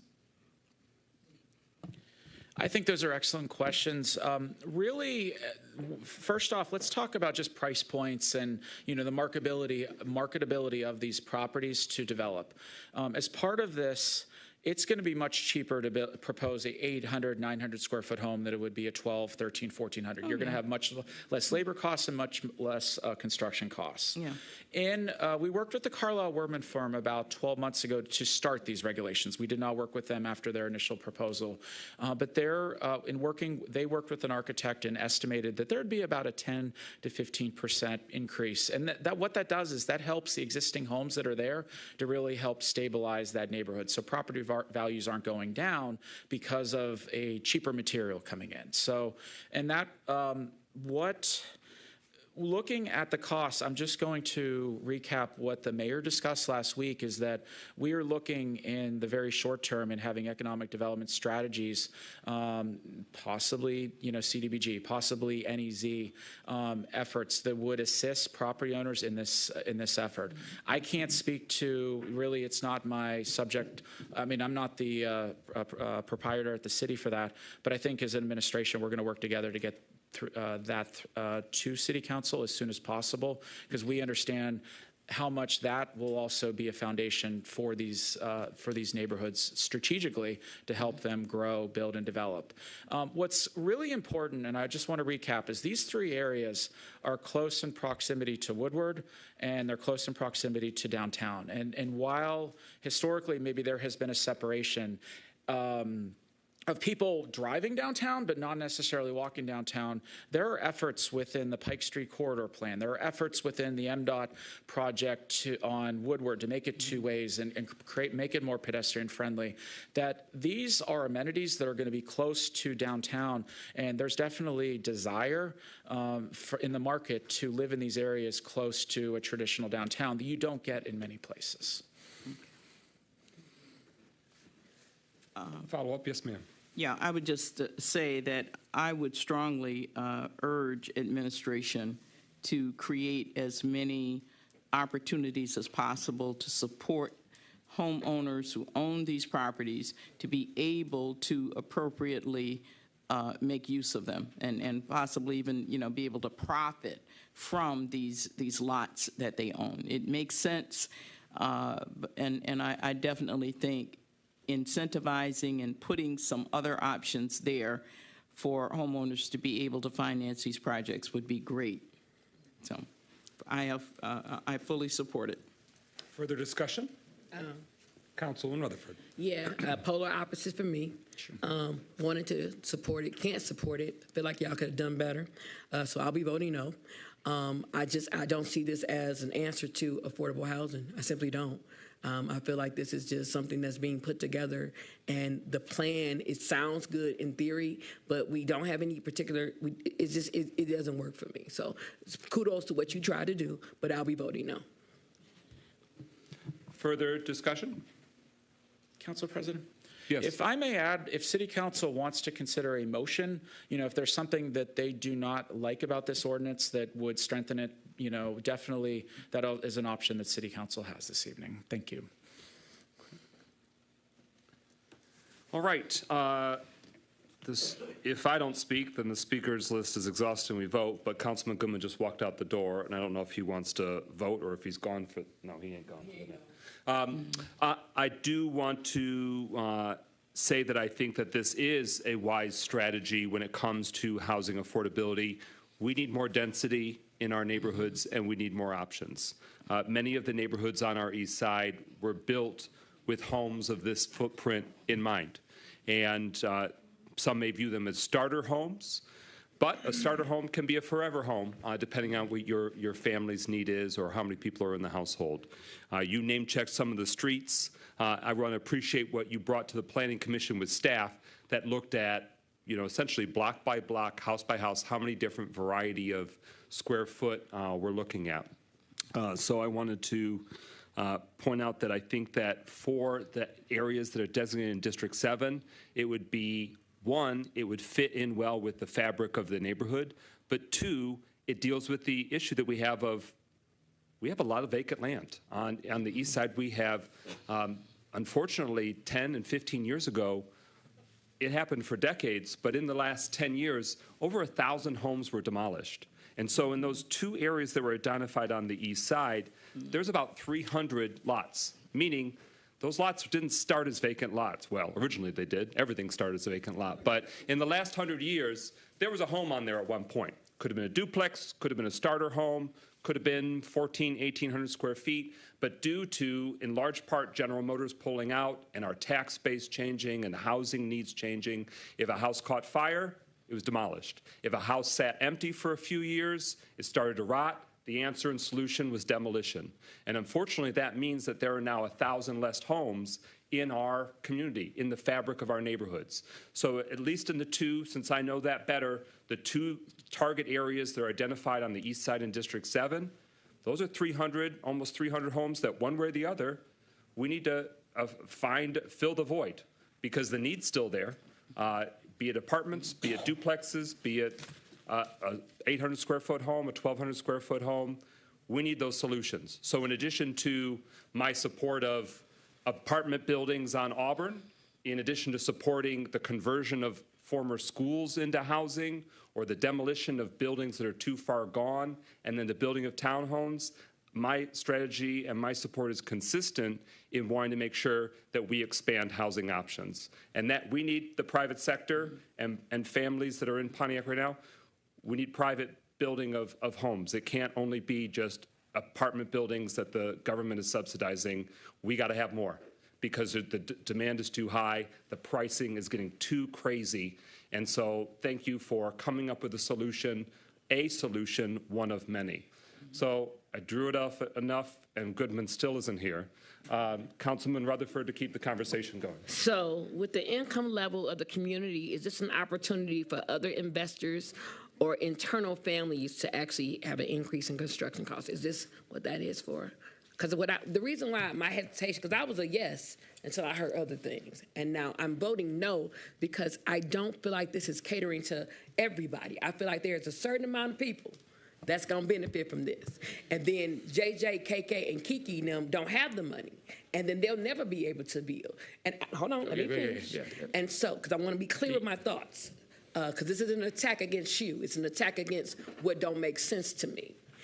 I want to make sure that everybody has an equal playing field. And yes, we do need housing. I'm one who knows that. Everybody knows that. However, is it going to be fair to a small developer who wants to come in and develop this community? That's what I'm worried about. I'm worried about somebody buying all these lots, whether they're public or private, and then nobody I know who has dreams of home ownership or who want to do a ready-made home can even put one on there because there's no lots available.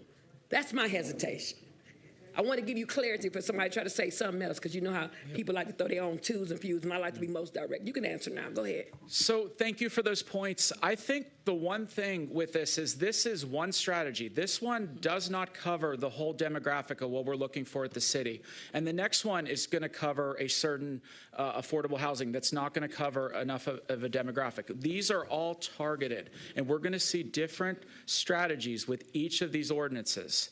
And really, part of this is having community conversations beyond just when an ordinance comes forward with City Council, with Planning Commission, and with the community to understand the housing and the neighborhood needs that we have in the city.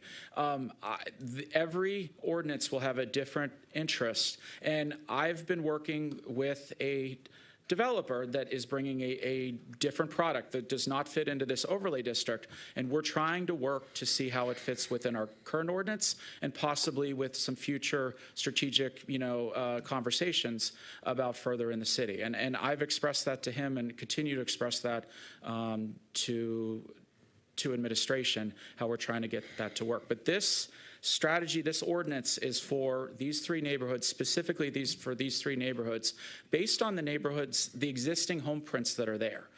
Trying to get a traditional neighborhood, traditional house to fit in with the existing houses that are there. And it's important to keep, even though with modern materials, it's important to keep that atmosphere of that block. And that's really what this does. So thank you. Is that a hand? Yes. Pro Tem Carrington. Yes, thank you, President. Just one quick question concerning these particular lots. These are all city loan lots. Do you know the percentage of lots that are in those areas that Oakland County own? So, again, 25 to 30% are publicly owned, and about 2/3 of them are county owned. I know in District 1 there's only 10 city lots. County owned. You just said privately owned before. So, I'd be happy to clarify. Okay. Of the lots that are vacant within these three areas combined, as I said before, 70 to 75% are privately owned. 25 to 30% are owned by a public entity. There's a couple owned by the state of Michigan, but there's just less than a handful. About a third of them are owned by the city, and about 2/3 of the publicly owned lots are owned by the county. Does that clarify, or do I need to? But I'll help you. Okay. So 75% of, let's say there's, in the two areas in District 7, there's 300 lots.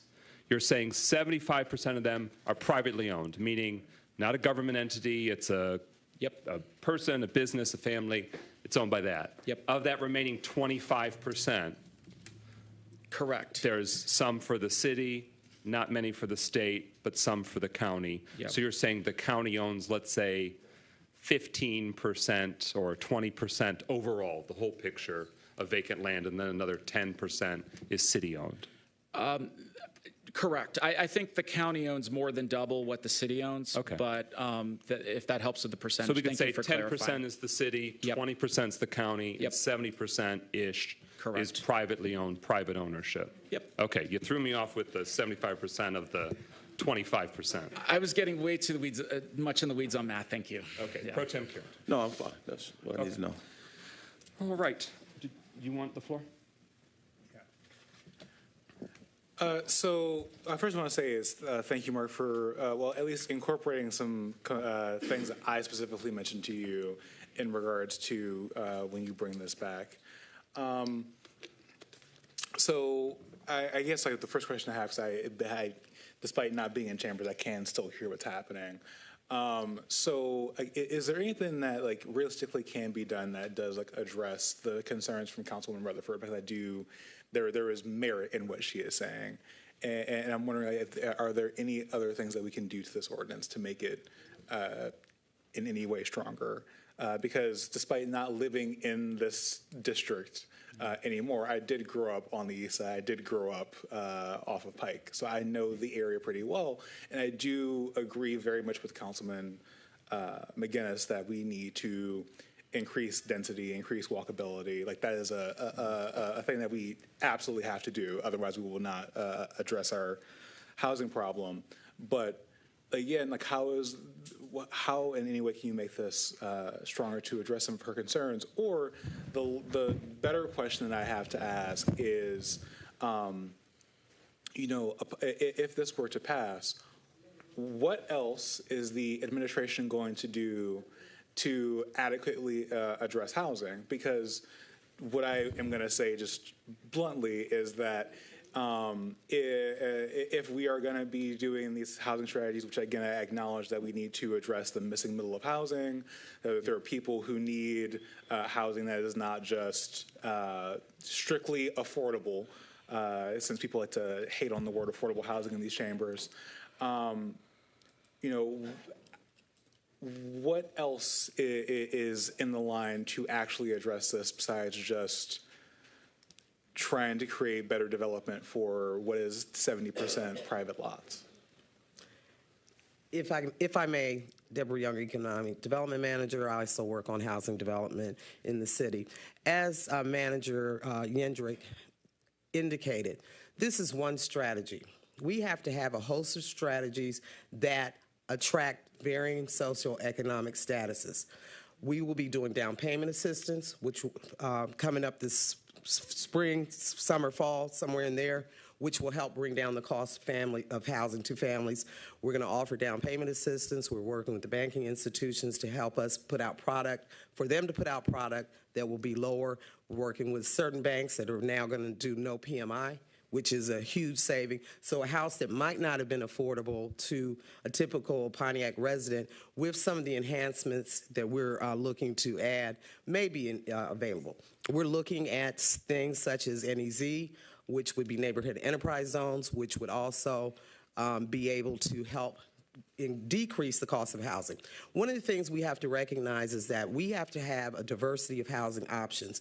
Right now, workers who work at Amazon or United Shore Mortgage, they're not opportunities for those workers to buy housing and live in Pontiac. And while we certainly want to address the existing population, we also want to address workforce housing and providing options for that are not currently available. So not every strategy is going to be available to every income strata.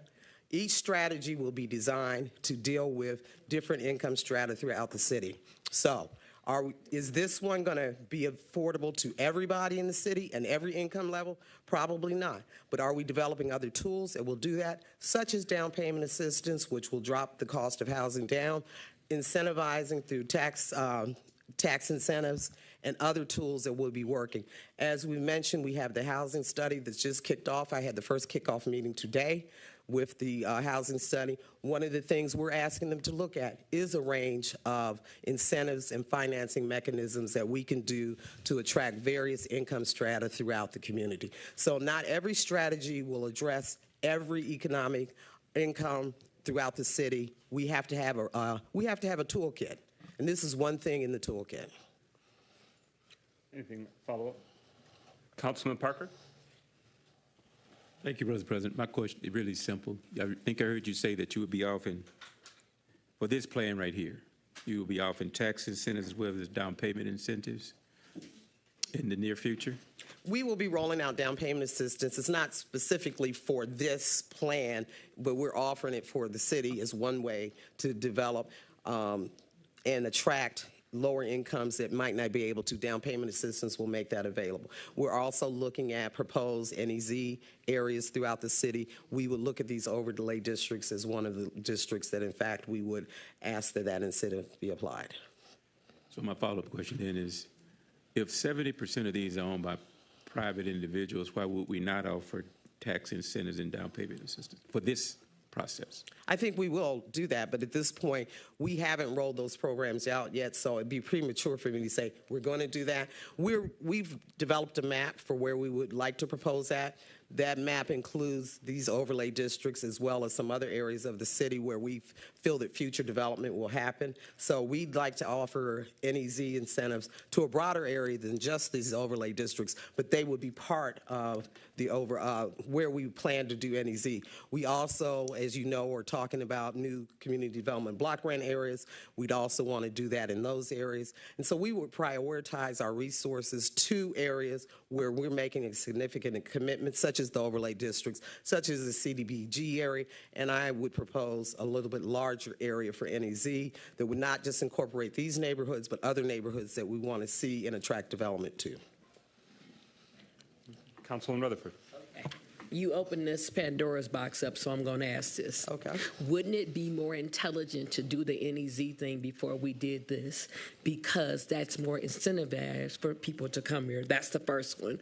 Two, you guys have been mentioning the payment program and the down payment program for over a year. It's still not implied, so that doesn't impress me. So when is the actual date for that? And the third question is, and this is not against you, because I know you are limited to what other people will allow you to do, but haven't you been working on this NEZ for several months and not actually going? It's not actually gone through, because my thing is there's no reason why this has to come before that comes. It would make more. It would be a better decision. And I'm asking your opinion, not anybody else. Don't be afraid to tell the truth or shame the devil. Wouldn't it be, in your opinion, wouldn't it be wiser to do what you're talking about and then do what he wants to do? Because I am not in, everybody says, and I want you to understand where this is coming from, that we have a plan for affordable housing. And we have a plan to make sure that our people like Cornelius, who's in the office, who's a first-time developer in the audience, he wants to buy property here. We have a plan for him to be able to buy the properties he wants to buy, but this ain't the plan. So wouldn't it, in your opinion, be wiser to do what you're trying to do and then bring this back before the community? Because then the community can buy in and feel like they have the incentives. Because otherwise, whether they work at Amazon, the city of Pontiac, Detroit, Auburn Hills, they're never going to be able to afford a house that is in that district, particularly where Cedardale in California is. When the average house they're trying to build, let's just take for California, it's $229,000, and the house on Cedardale they're trying to build is $269,000. So that's my question. Thank you so much. Okay, so that I keep them in order. Yes, the ma'am. first question, I believe, was, does it make sense to implement an NEZ before we do the overlay districts? I don't think it's a chicken and egg question. And this is my opinion, I don't think it makes a difference.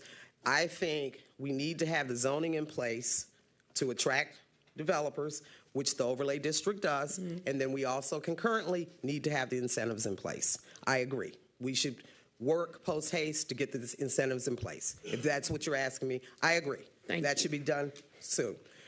I have now forgot what your other questions were. The other two questions was, you guys have been talking about the first-time home buyer program for over a year and on the incentive for the PMI. Did I say that right? PMI, that's the word?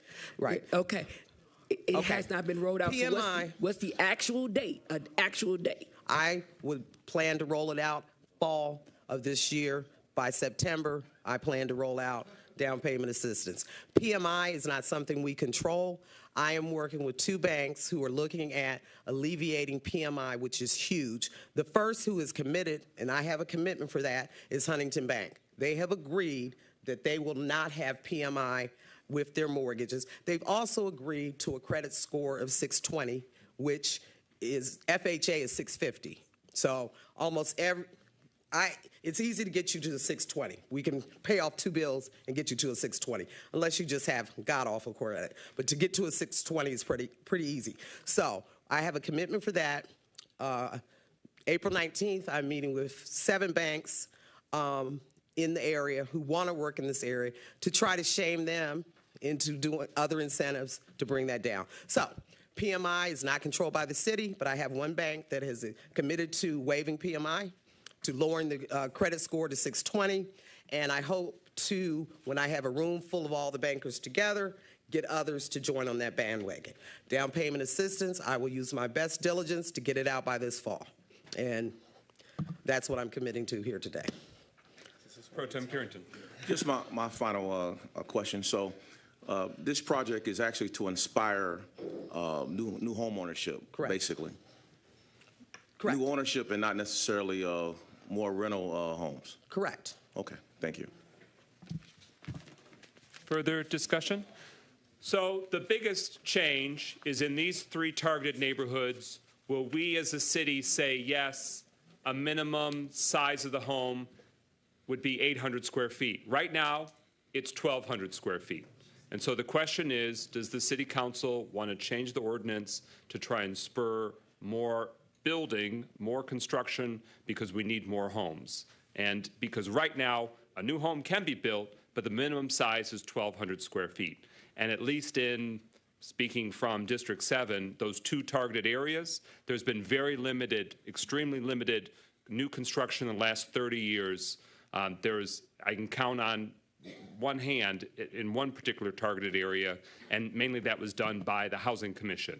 In the late 90s, they built a few homes that were larger on Mechanic Street and a few others in the target area, but that has slowed down. Will we try and do this policy change to spur more homes built so that way there's more home options that are at a more affordable price point? So is everyone clear on what's before us? Yes, ma'am. I just have one last comment based on Councilman Carrington's comments. Incentives probably should look at whether or not that construction, the builder is going to be living in that property or renting it. So we should definitely tailor incentives to favor those who will, in fact, be living in these properties. For a single-family home, part of the NEZ is a homestead exemption that requires home ownership. You have to be in that for the NEZ homestead exemption. Now, NEZ also allows for the development of multifamily properties, mixed-use development, but that would not be applied to single-family homes available for rent. You ultimately have to approve the certificates for NEZs. We establish the zone, much like Oprah's. We establish the Oprah zone, and then projects have to still be approved for exemption. So individual homeowners would get a homestead exemption, which also applies to existing homeowners who might want to improve their property. So we hope to not only spur development by doing infill development, but if you decide to put a new roof on your home on your own, you can file for the homestead exemption in an NEZ area and keep your taxes the same as it was before the roof was put on. So hopefully the homestead, the homestead is for single-family home ownership. There's also opportunity to do mixed-use multifamily, but we know that multifamily would be for rental. But in terms of single-family homes built, it would be for home ownership. Further and final discussion? All right, so, and that change to do the minimum of 1,200 square feet, did you say that a few months ago at the Planning Commission that change came in the 1990s? I believe it was either in the late 80s or 90s from, is it Mayor Walter Moore? Well, he had a few different times, so it's hard to say. But I believe it was either the 80s or 90s that the minimum requirement was established at 1,200 square feet. Okay, so it sounds like the early 90s most likely. So it's been 30 years, 30 plus years, but you identified the homes, for example, that were clearly under 1,200 square feet. We all know them in a lot of neighborhoods. My father lives in one in your district. But so there are, of course, many homes in Pontiac that are under 1,200 square feet. Some of them are even under 800 square feet. But they would have been built before that change in the early 90s or late 80s when they had a different requirement, if any. Yeah, that is correct. And Planning Commissioner Sue Sinclair actually did some research and found in one of the areas there was a home, a single-family home. That's not even a rental. Single-family home that's 534 square feet. So that means that's how small some of these got when there weren't regulations 50, 60 years ago. Okay. Further discussion? Hearing no further discussion, roll call. Clerk Doyle. It's the adoption of the zoning text amendment for the residential infill overlay district, changing multiple sections of the city's ordinance. This is the second reading. It was before us for a first reading last week. Roll call, Clerk Doyle, on adoption of the ordinance amendment. Parker? Yes. Rutherford? No. Carrington? Yes. Goodman? No. James? Yes. McGinnis? Yes. 4 yeas, 2 nays. That motion carries. Those ordinance amendments are approved. We're at number 12 of the agenda, and so you saw a little shifting of the podium there. He's dealing with the sun, and he didn't mean to throw up his hand midway through Councilman Rutherford speaking, but he was trying to shield his precious eyeballs. Yeah. To that point, the subcommittee chair, Councilman Goodman, in terms of the Mother Nature peeking into these chambers. So I don't know how it looks on the camera currently, but I know earlier some people at home in the audience made some complaints that it's difficult to see council because of how the light is shining in with our new shades. And it's also because behind the shades, there is typically some form of filter diffuser for the light that's coming in. So that should be being worked on at this moment in terms of procuring that and getting it installed. So while we're dealing with the extension in the day and the lights doing its thing, we're going to be struggling a little bit in terms of that, whether it be at home or if you're in that space. But it will be something that will get addressed relatively soon once that filter gets installed. Thank you for that. We're at number 12. Is there a motion to adopt the resolution requesting approval to execute a contract with Discovery Mechanical Services to install a new HVAC system on the ground floor of City Hall for $28,840? Moved by Carrington. Is there a second? Was that Councilman Parker? So Pro Tem Carrington moves, Councilman Parker seconds. Now we can debate. Mayor Grimel before staff. Anything? Thank you very much. We continue to make improvements to city facilities, and this is the latest step in that regard to make sure that we can have staff occupy more spaces here at City Hall. The ground floor had been essentially shuttered during emergency management as city staff downsized. And we have been reopening portions of the ground floor as we have added staff so that we can build staffing capacity to deliver better and improved services to our residents. So this is an additional space on the ground floor that we need for staffing. And in order to have staff there, we need to have appropriate HVAC equipment for heating and cooling. So with that, I'll turn it over to our acting DPW director, Patrick Muller, along with his team. Good evening, Council. As the mayor said, on the ground floor, we're looking to rehab what was the former risk management area, the main office area, and the 3 adjoining offices. The current HVAC system there is no longer functional and can't be repaired. So after consulting with engineering and contractors, it's advised a heat pump system was required. So we received quotes through the cooperative purchasing program. The lowest bidder there was Discovery Mechanical Services at $28,840. Discovery is a current supplier with a long history, good standing with the city. So it's our recommendation to use them. That area that we're rehabbing, be able to accommodate an additional 15 employees, possibly more. So that's our recommendation is Discovery, and asks for the approval of $28,840 to replace the HVAC system. I want to thank Mr. Robinson as well as the entire DPW crew for all the work that you've done. To the mayor's point, there's a lot of functional challenges that the City Hall had seen over the years. You've done a great job of where we can and as much as we can with limited staffing, making magic happen. So thank you for working on this project as well. And thank you for bringing this to the City Council's Facilities and Property Subcommittee last week. We reviewed it. Is there further, and in that, this is tangentially related, the City Council's been really insistent in wanting to see the HVAC and heating and cooling issues resolved with the district courthouse. It's a city facility, and so in the Facilities and Property Subcommittee, as Councilwoman Rutherford, who chairs it, gave her report, that they have finally found a resolution and a path forward about how they can address those issues and we can get those fixed, because City Council, when we considered a similar HVAC question at the what to us is the public safety building next door, that was a question that this has been a longer running issue at the courthouse. We don't want to lose sight of that. So the Facilities and Property Subcommittee brought that question up, and I'm glad to hear that we've got a pathway forward to reaching a solution. Any discussion, though, on the motion before us? It's $28,840 for this particular vendor and contractor for HVAC system work on the ground floor of this building, the People's House, Pontiac City Hall. Any further discussion? All right, speakers list exhausted. Roll call on adoption of the resolution. Clerk Doyle. Parker, Yes. Carrington, Yes. Goodman, Yes.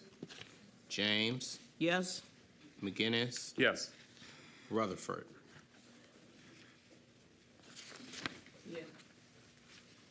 6 yeas, no nays. That motion carries. The resolution is adopted. We're at lucky number 13. Is there a motion to adopt the resolution to authorize the city clerk to publish notice of the proposed budget amendment? Moved by Carrington. Is there a second? Second. Moved by Pro Tem Carrington, seconded by Councilwoman James. This is for American Rescue Plan Act funding to implement a placemaking and development program. We authorize the budget amendment notice posting now. It comes back before City Council in 2 weeks. So we give the floor to Mayor and Administration to give context before we debate. And then if this passes, it just says it'll be back before us. We'll give the clerk the ability to post notice, and it'll be back for further consideration. Mayor Grimal. Thank you, President McGinnis. I want to invite our Economic Development Manager, Deborah Younger, to the podium. But by way of introduction, this is the first step, publishing this budget amendment and then ultimately passing the budget amendment to really activate ARPA dollars for economic development and placemaking purposes. And with that, I'll turn it over to our Economic Development Manager. Thank you, Mayor, and again, Council, and also thank you for approving the HVAC system. That is part of where I should be moving to. So I appreciate that because we want HVAC in that space. So having said that, the ARPA money, what we're proposing is to take money out of the big ARPA bucket and put it into the placemaking and development budget. Expenditure account. So what we were asking is $3,050,000 to be moved from the big $37.7 million original pot and be put into placemaking and development. For some of you who are not familiar with placemaking refers to public spaces, making them inviting, attracting residents, quality of life, health, those type of things. And it also, the development side obviously refers to economic development opportunities in and around the city. So we're proposing out of that placemaking dollars that $175,000 of that go to downtown for parking, new parking meters, signage, Wayfair. So $150,000 for parking meters, $25,000 for signage and wayfaring. The remaining $2.865 would be for yet to be identified economic development projects. So in order for us to start soliciting projects for economic development out of the ARPA funding, we have to do this budget amendment to begin to able to do that. The remaining $10,000 is for publishing. We have to publish notices, those types of things. So for, again, a total of $3,050,000, which $175,000 would be for parking and parking-related activities, $10,000 would be for printing and communications, and the remaining $2,865,000 would be for yet to be identified placemaking and economic development activities. Okay, again, that's $3,050,000 to establish a fund and fund a placemaking and development program. This authorizes the posting of the notice. This doesn't approve the actual budget change. Discussion.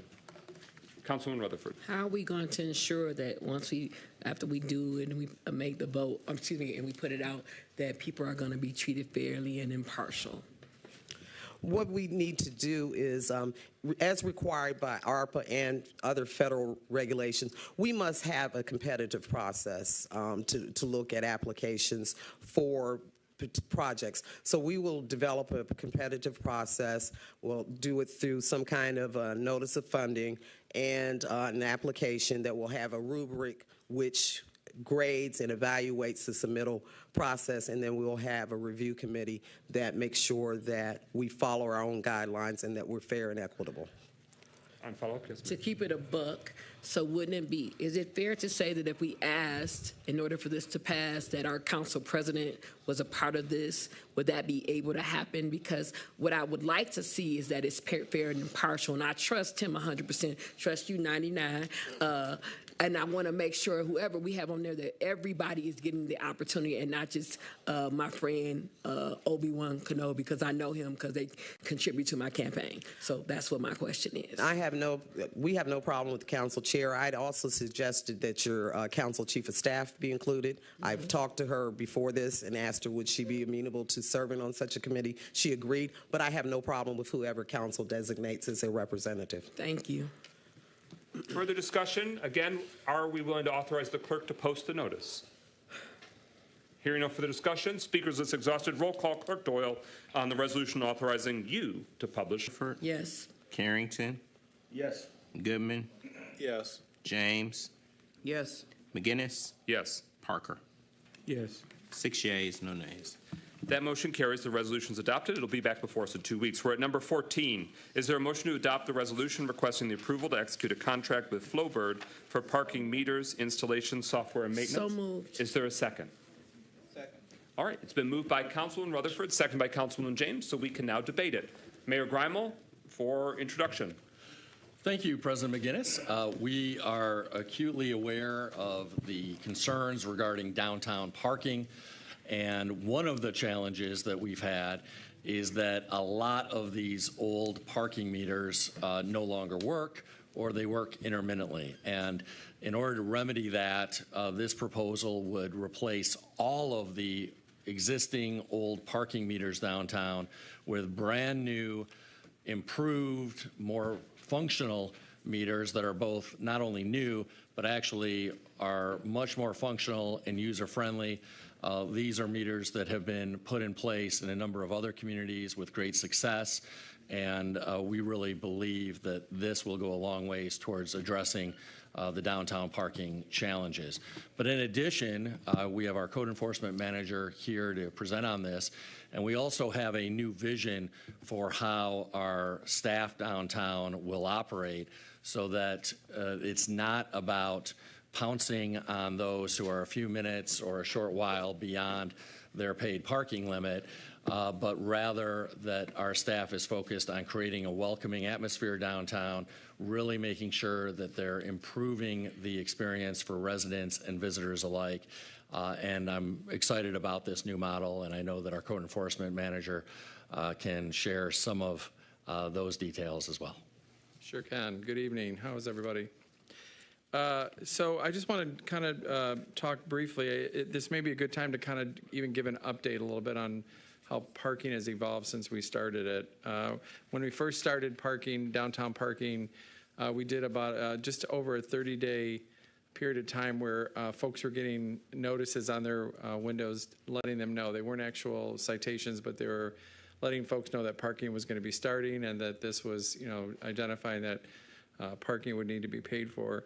Shortly after we started the program, we realized that the time limits that we had put in place were challenging for folks going downtown. During the day, we had a 2-hour time frame, and in the evening, 4 hours. We changed that pretty quickly to 4 hours, both during the day and 4 hours at night.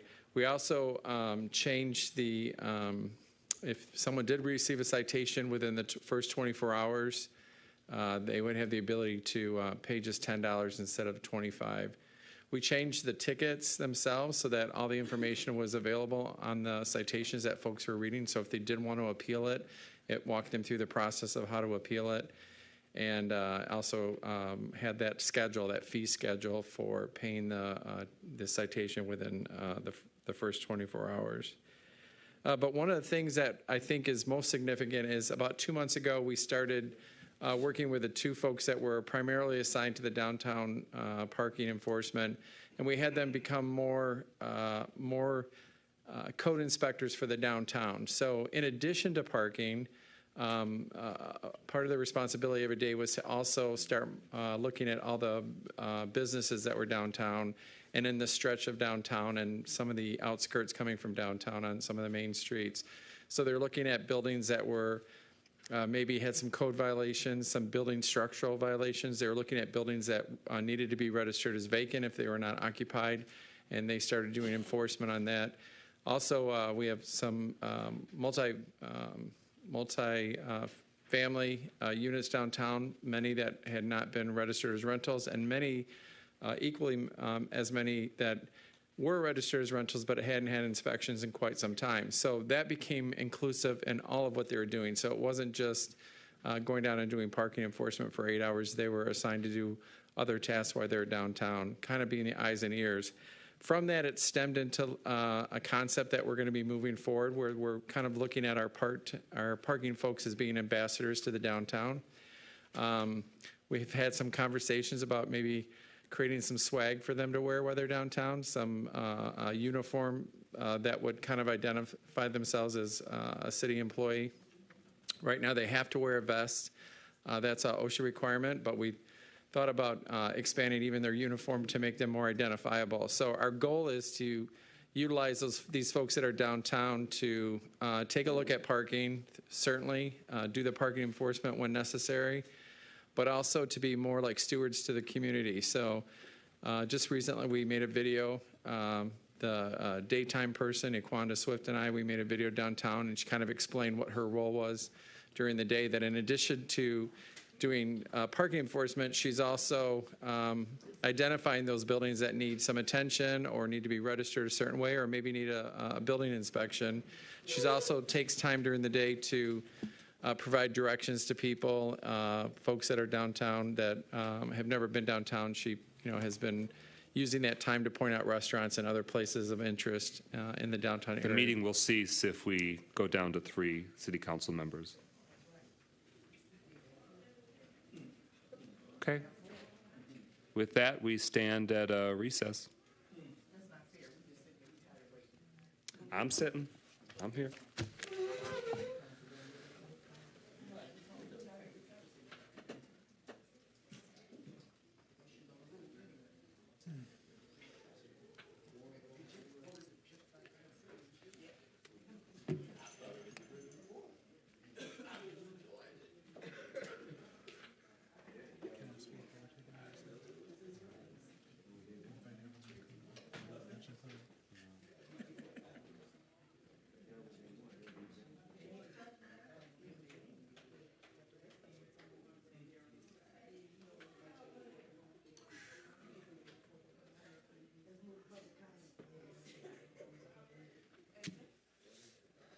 So Clerk Doyle, if you can reflect that quorum was lost at 8:08 p.m.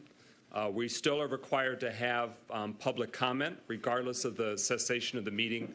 So, now Councilwoman James has returned, so quorum has resumed at 8:10 p.m. So that was a 2-minute recess of sorts. But if that ever happens in the future, that is rare that happens, but if that happens in the future, if nothing else, we will go directly to, everything else will halt. We will go to public comment, conclude public comment, and the meeting will stand adjourned if we lose quorum. Does that make sense? We want to avoid that, of course, but public comment must always be taken at any meeting. All right, with that, Manager McIntyre, you can continue with your presentation.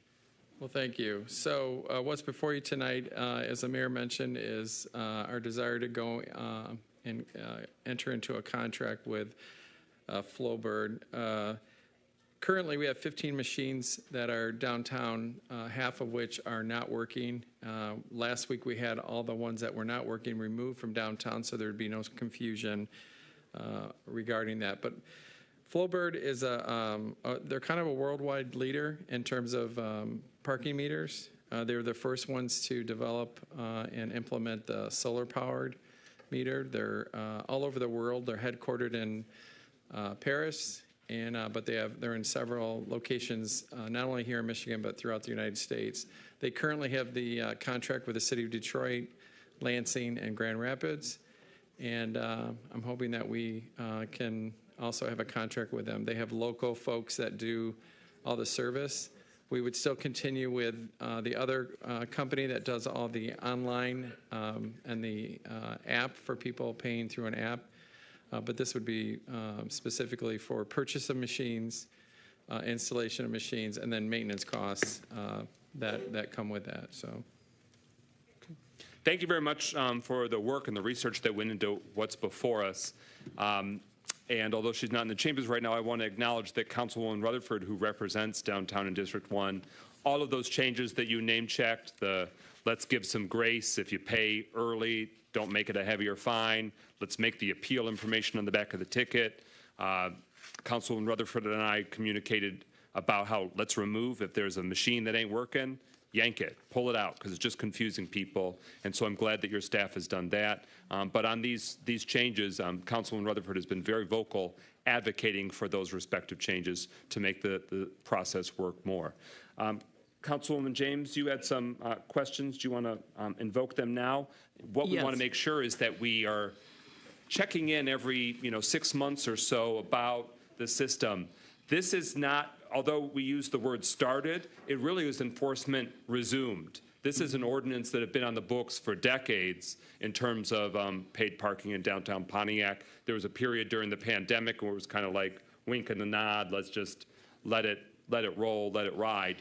But so it's about resuming enforcement and now having the mechanisms after the emergency manager literally sold off our coin meters. Those are in, I believe, now downtown Milford. So if you want to reconnect with Pontiac history, you can get those machines. So unfortunately, we had to start back with what we got, and it wasn't the system that was there before.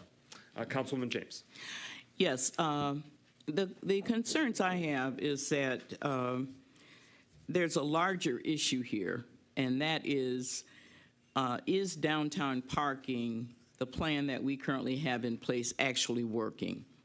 Because when we approve this, going back to collecting and establishing a downtown parking, it was for the purpose of supporting downtown businesses so that as people went downtown, either to go to the restaurant or whatever, that there was parking available for the businesses to be able to accommodate their customers.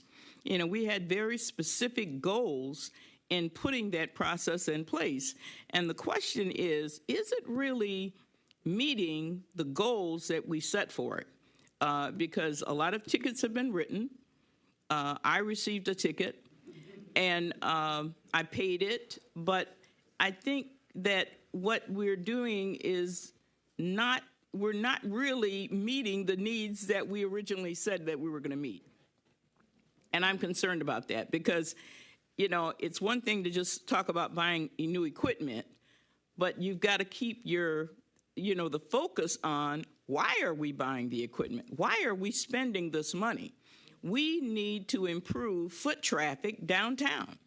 We need to get people comfortable with going downtown.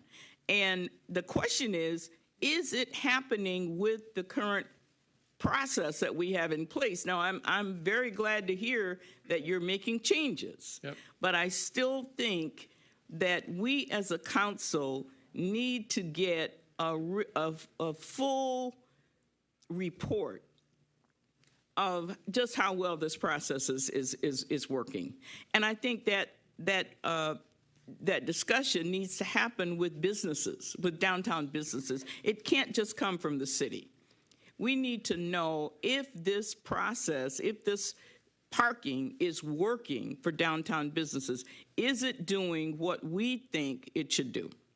And right now, I don't think we know that. We're just spending money. We're doing stuff. But the question is it accomplishing what we want it to accomplish? And that's what I don't know. Yeah, so right off the start, I would say yes. One of our biggest issues and one of the concerns that a lot of the business owners had was that there was not any available parking for their patrons and for their customers that were coming to their establishments, whether it was a business, an office, or a restaurant, or a theater. We knew that there was a lot of folks that live in downtown that were parking there for not just hours during the day, but sometimes days and days at a time in the same spot and not moving. We also know that there were some folks that worked at the hospital that were, some were parking there for 12-hour shifts, and so that has been corrected. Maybe it's not 100%, but the feedback I get from the folks that are downtown is that that has been corrected in many ways. One of the things we did do is we reached out to the businesses too, and we presented them with the possibility of paying for parking ahead of time. So it was actually someone that has an office downtown actually called me and said, hey, is there a way I've got customers coming on Tuesday to meet with me. Can I just go ahead and pay for their parking in advance? So we've been sending out all that information to the businesses that that can take advantage of that. So really anybody in this room right now, if you're going to be downtown next Thursday, you know you're going to be meeting someone for lunch, you'll be there for 2 or 3 hours, you can go on the app and you can go ahead and reserve parking next Thursday and then not even have to worry about it. It's not based on an assigned spot, it's just based on your license plate that you registered. And then the other thing we did is we really were trying to encourage folks to use the app. And so we created tons of QR codes on applications, on little stickers that went, and we plastered them all through the downtown, including on the machine. So if someone comes up to a machine and they're getting ready to either use a credit card or deposit quarters, they can see that there's a QR code there, and it takes literally less than 30 seconds for the QR code to take them to the app to then have an account that's, you know, a permanent account there. So. I'll be glad to put some numbers together. There is a reporting system in the back room, what we call it, the back room part of it, where it says how many sessions are paid for. You know, we've gotten some complaints from some folks that, you know, they've gotten a ticket like yourself. I received one, and I know there's some people that have received 2 or 3, and they've paid them as well. But there's also, in those numbers of folks that have received tickets, there's numbers that actually show successful sessions that were paid for without issue. So, you know, when the complaints come in, we kind of address those individually. I have one person that's assigned to that every single day. Those complaints come through an email process, and we can look at those and evaluate. We had a little issue with American Express at one point where American Express was holding payment, so we made adjustments on those if we saw that it was paid for that way, and then we got with the company and said, you've got to correct this because we've had to make some adjustments on those violations. So, well, 2 things. First of all, I was surprised when I got the ticket that, because generally, you know, I've used those systems before, and generally, once they have your credit card information, or they've got all your information, they send you a text that say, hey, you're running out of minutes. Do you want to add new minutes? And within a minute, you know, you've added more time. This software doesn't do that, which doesn't really make sense. And then secondly, Jack, with all due respect, what I've asked our president, Mike McGinnis, is that I would like to see a full evaluation of downtown parking. And really, it can't just come from code enforcement. I'm not sure who should have the responsibility from that. It may be the director, our economic director, because we need an evaluation of that process that really includes business owners as well as, you know, yourself that's executing the process. We need to understand how well that process is working and to be able to take the right input to understand what we need to do in the future.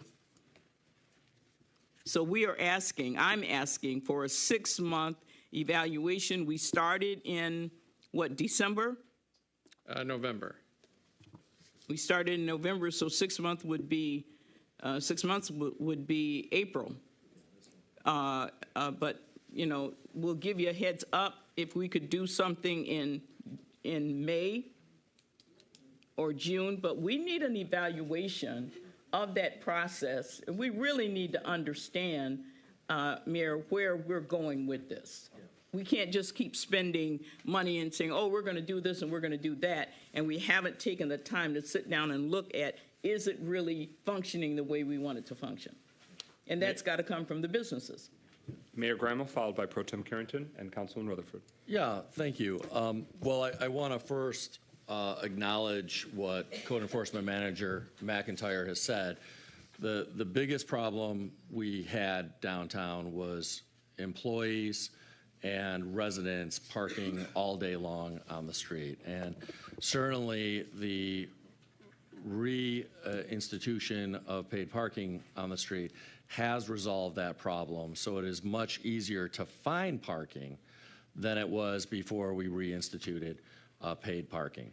I think the concern has been that parking enforcement has been too aggressive. And I want to just say that that's not the fault of our code enforcement folks. They've, if you will, been doing their job maybe too well. And there is such a thing, unlike other areas of code enforcement or addressing blight. In the context of parking enforcement, there is such a thing as being too aggressive, because it really is a balance of trying to make sure that there's available parking without going overboard and being punitive or giving people a bad experience when they visit the downtown. I will just say that I think every community, when it comes to parking, people are inevitably going to be upset. And that's true for communities that have long had paid parking, that have functional meters, that have been doing this for many years. In our situation, it was about restarting up a process that had been dormant for a few years with very old equipment. So it's not surprising that there have been these bumps in the road. We're sensitive to that. We want to fix those things. We absolutely would love to do an assessment in collaboration with downtown businesses, and so we welcome that and embrace that. But I think, as you've heard from Code Enforcement McIntyre, the approach here is twofold. Number one, to fix the equipment, to make sure that the software is meeting the needs of those visiting our downtown, but also to really make sure that we are also not being overly aggressive. And as you've heard from Code Enforcement McIntyre, that is part of the solution here, and that's in the works. Councilwoman Rutherford had her hand earlier. Councilwoman?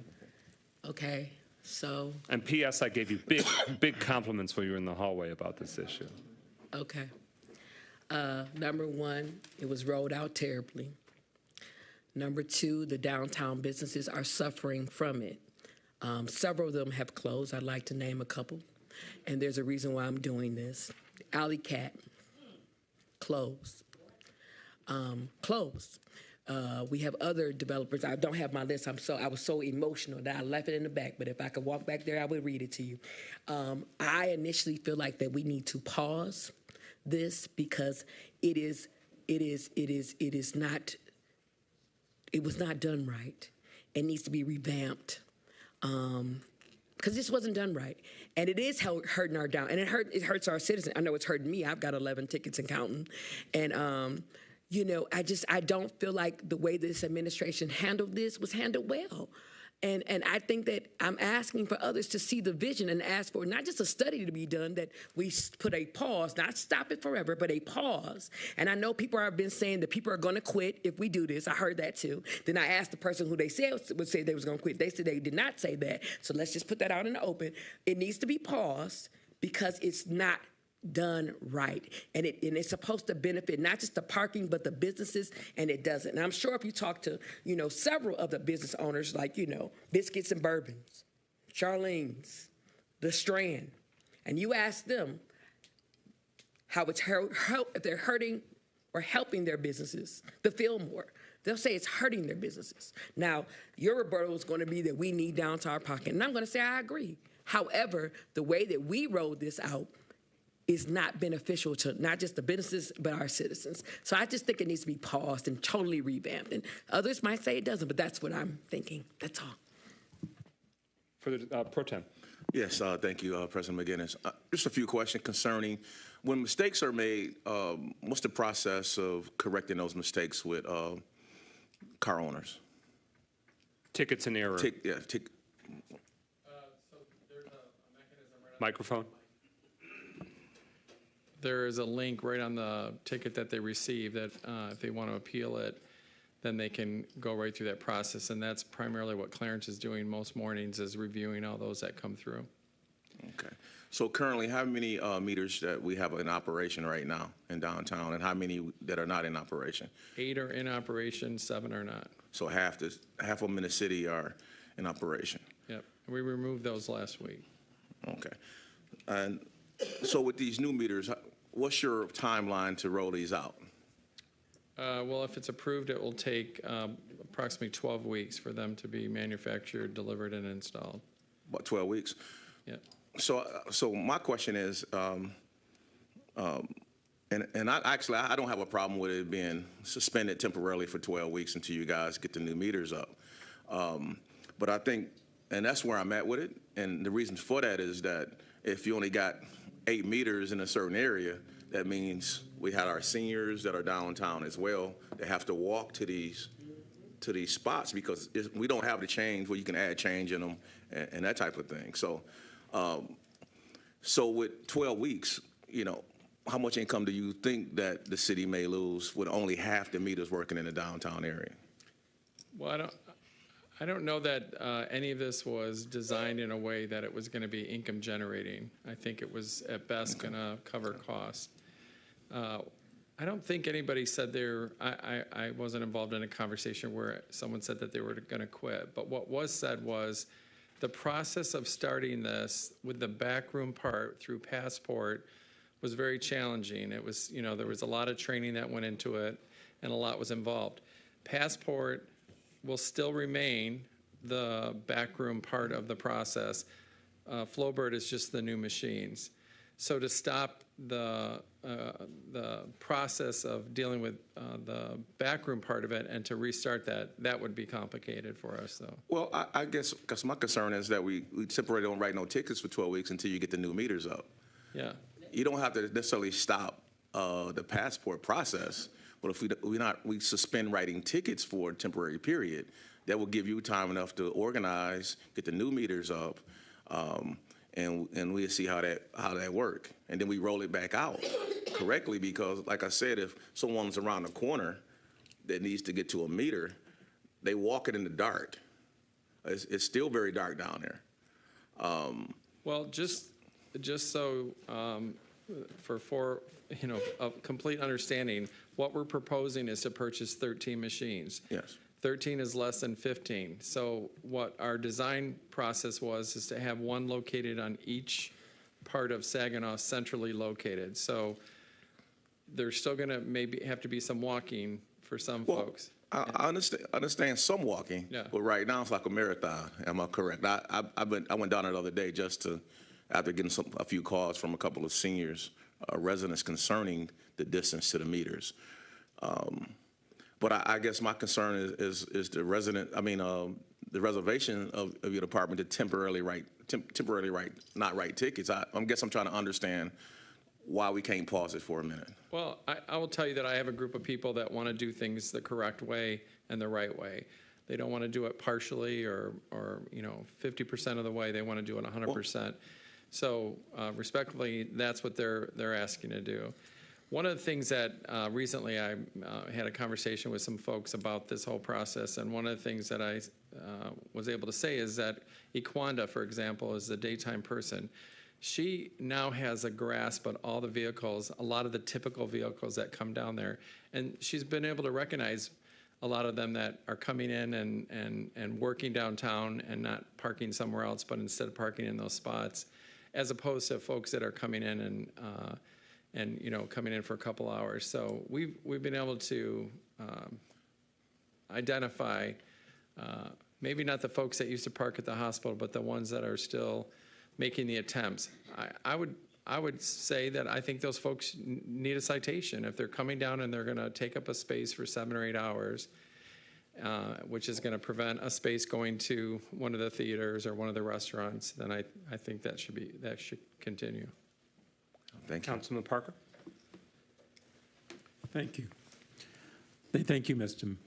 McIntyre, for all the work that you do. My question still is, in regards to the system itself, I've heard a number of complaints about credit card numbers stealing, people being charged exorbitant amount because they got connected to a gaming systems and ended up I think the credit stopped it, but they got billed for like $500 and stuff. I don't know how we stop that, if this system will stop that.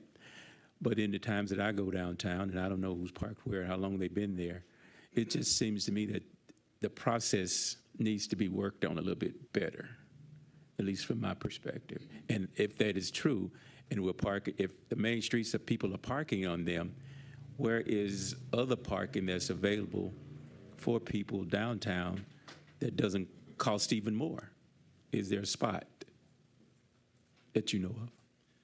Is there another spot available for parking that costs more? No, that costs less than what the meter would cost. Well, it's $1 an hour for our meters, as opposed to some lots that charge as much as $25 for, a short stay. So where do people who stay downtown park? Well, some of them have arrangements. Some of them have arrangements with some of the folks that the mayor mentioned ended up acquiring those lots. And then some take their chances and see if they're, going to get a ticket. Deputy Mayor Stevens. Thank you, Council President. There have been a lot of questions. One thing that I have not heard tonight is a clear understanding of why the city is interested at all in actually doing parking enforcement.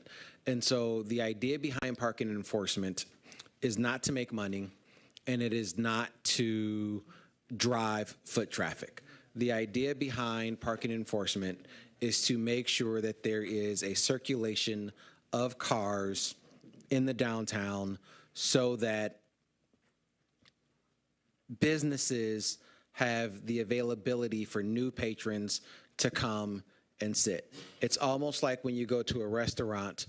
Yes, you can sit there once you've had your meal. You can sit there ad infinitum, but there is a social understanding that we have that after so long, you should get up and leave so that the table can be turned and someone else can come to that spot. There is no social understanding like that about parking. The way we create that social understanding for parking is to have a time limit on parking, and then someone enforces that time limit. That is all that this is about. This is about saying we know that there are more cars to be parked on the street than there are spaces. So this is our way of saying, hey, after you've done your business, you need to move out so the next person can move in. That is the only thing that this system was ever meant to do. So I have a question. Let's say I ask hypothetically for a resolution to be wrote on the spot to suspend parking for 12 weeks until this is completed. Could that happen tonight? I'm asking. I'd have to pull up the ordinance section so I'm using the right numbers, but I'll ask the Law Director Gurley if there's any procedural reason why not. But just like we've done other motions to suspend the rules, yes. So we could do a two-part question. This is about authorizing, right. Do we do the order? And then the next, we could do a motion to suspend the rules if that's the will of the Which is body. what I want to do. Usually when we do that, it's a resolution or a motion, an emergency ordinance to suspend the rules. The clerk or the law director can tell us when they've confirmed that. If it requires any noticing, I don't think so. It doesn't, because it's not happened before. Because I've watched you do it. I'm asking. We do it. Not you. I watch others. I just want to make sure I'm clear. So let's say hypothetically, we say, hey, we're going to vote for these machines. And I say, point of order. And I say, I make a motion to suspend the rules, which is exactly what I'm going to do if we approve this. And I say, I make a motion to suspend parking for 12 weeks until the new parking program is put in and revamped. And I'm pretty sure President Pro Tem McKell, somebody's going to second it, and then we could do it that way, right? To my understanding, yes, unless a very important person tells us otherwise. Tell me something. Let's go. Okay. Next on the speakers list, Mayor Grimal. Yeah, thank you, President McGinnis. So a couple things. One is to just an answer to Councilman Parker's question. I do know at least one example of a lot that is reasonably priced and is conveniently located, and that is what's commonly called Lot 6, which is at the corner of Huron and Saginaw. And the owner of that lot charges people $3 a day to park there all day long, $3 a day. Or on a monthly basis, I believe his rate is $35 per month. So if there's a downtown resident or a downtown employee or a downtown business owner who needs long-term parking or daily parking, there is an affordable, reasonable option, and that lot is not typically filled. There are 100 spots roughly in that lot, and that is one option. I would just say we don't have a problem pausing ticketing if that is the will of council. I think we are very sensitive to the fact that it is awkward with the number of machines that are down. I think to try to write an ordinance on the spot, we're likely to get something wrong, and it would not actually be effective immediately because ordinances need 2 readings, they need publishing, so there are some procedural steps that would be required. But I think what President Pro Tem Carrington recommended was simply not ending the parking machines, but simply not writing tickets until we have new meters installed. And that, as Pro Tem Carrington mentioned, would not inherently affect the back room of this. You've heard the recommendation from the code enforcement manager that we not completely end the system, that we mend the system rather than end the system. But I think that's in part what council is expressing as well, which is a temporary pause until we have entirely new meters in place. And, you know, if that's council's will, we can obviously accommodate that desire by ceasing the issuance of tickets. But I think it would be a mistake to eliminate the ability for members of the public to pay, to bring down the existing software, because that does entail kind of ending a system and then having to restart the system. And that is a little bit of a process that is a little disruptive, which is, I think, the primary concern that I've heard Code Enforcement Manager McIntyre express. We, again, think that the solution is fixing this. We believe that approving these new meters puts us on a path to do that in conjunction with the vision that Code Enforcement Manager McIntyre has expressed. So Attorney Gurley, Clerk Doyle, what's the right tool in the toolbox that would accomplish procedurally what's been invoked in the policy in terms of a moratorium or pausing of the issuance of tickets or the enforcement of certain aspects of the ordinance, specifically downtown parking enforcement? Good evening, council members. So I think the best avenue is for us to look at the contract that we have with this backdoor company, because if we have agreed to pay them based on the number of tickets, we want to make sure that we will not be in breach of that contract by ceasing to write tickets. So I would request that I be able to review the contract before I give you a complete answer.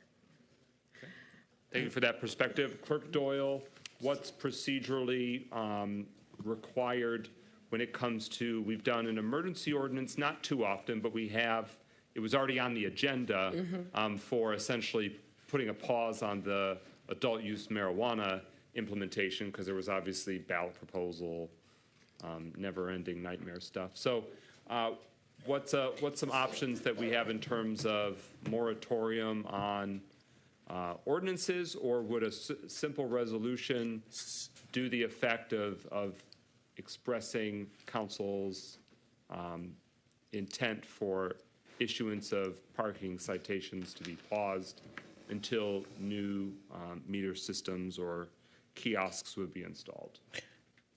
Thank you, Mr. President. So do we adopt an ordinance for downtown parking? It's been on the books for many a moon. So this council did not adopt anything new. It's an existing ordinance, or it could be a municipal code. If anyone from staff wants to correct that for me, it might be municipal code versus ordinance, which would be implemented by an ordinance change.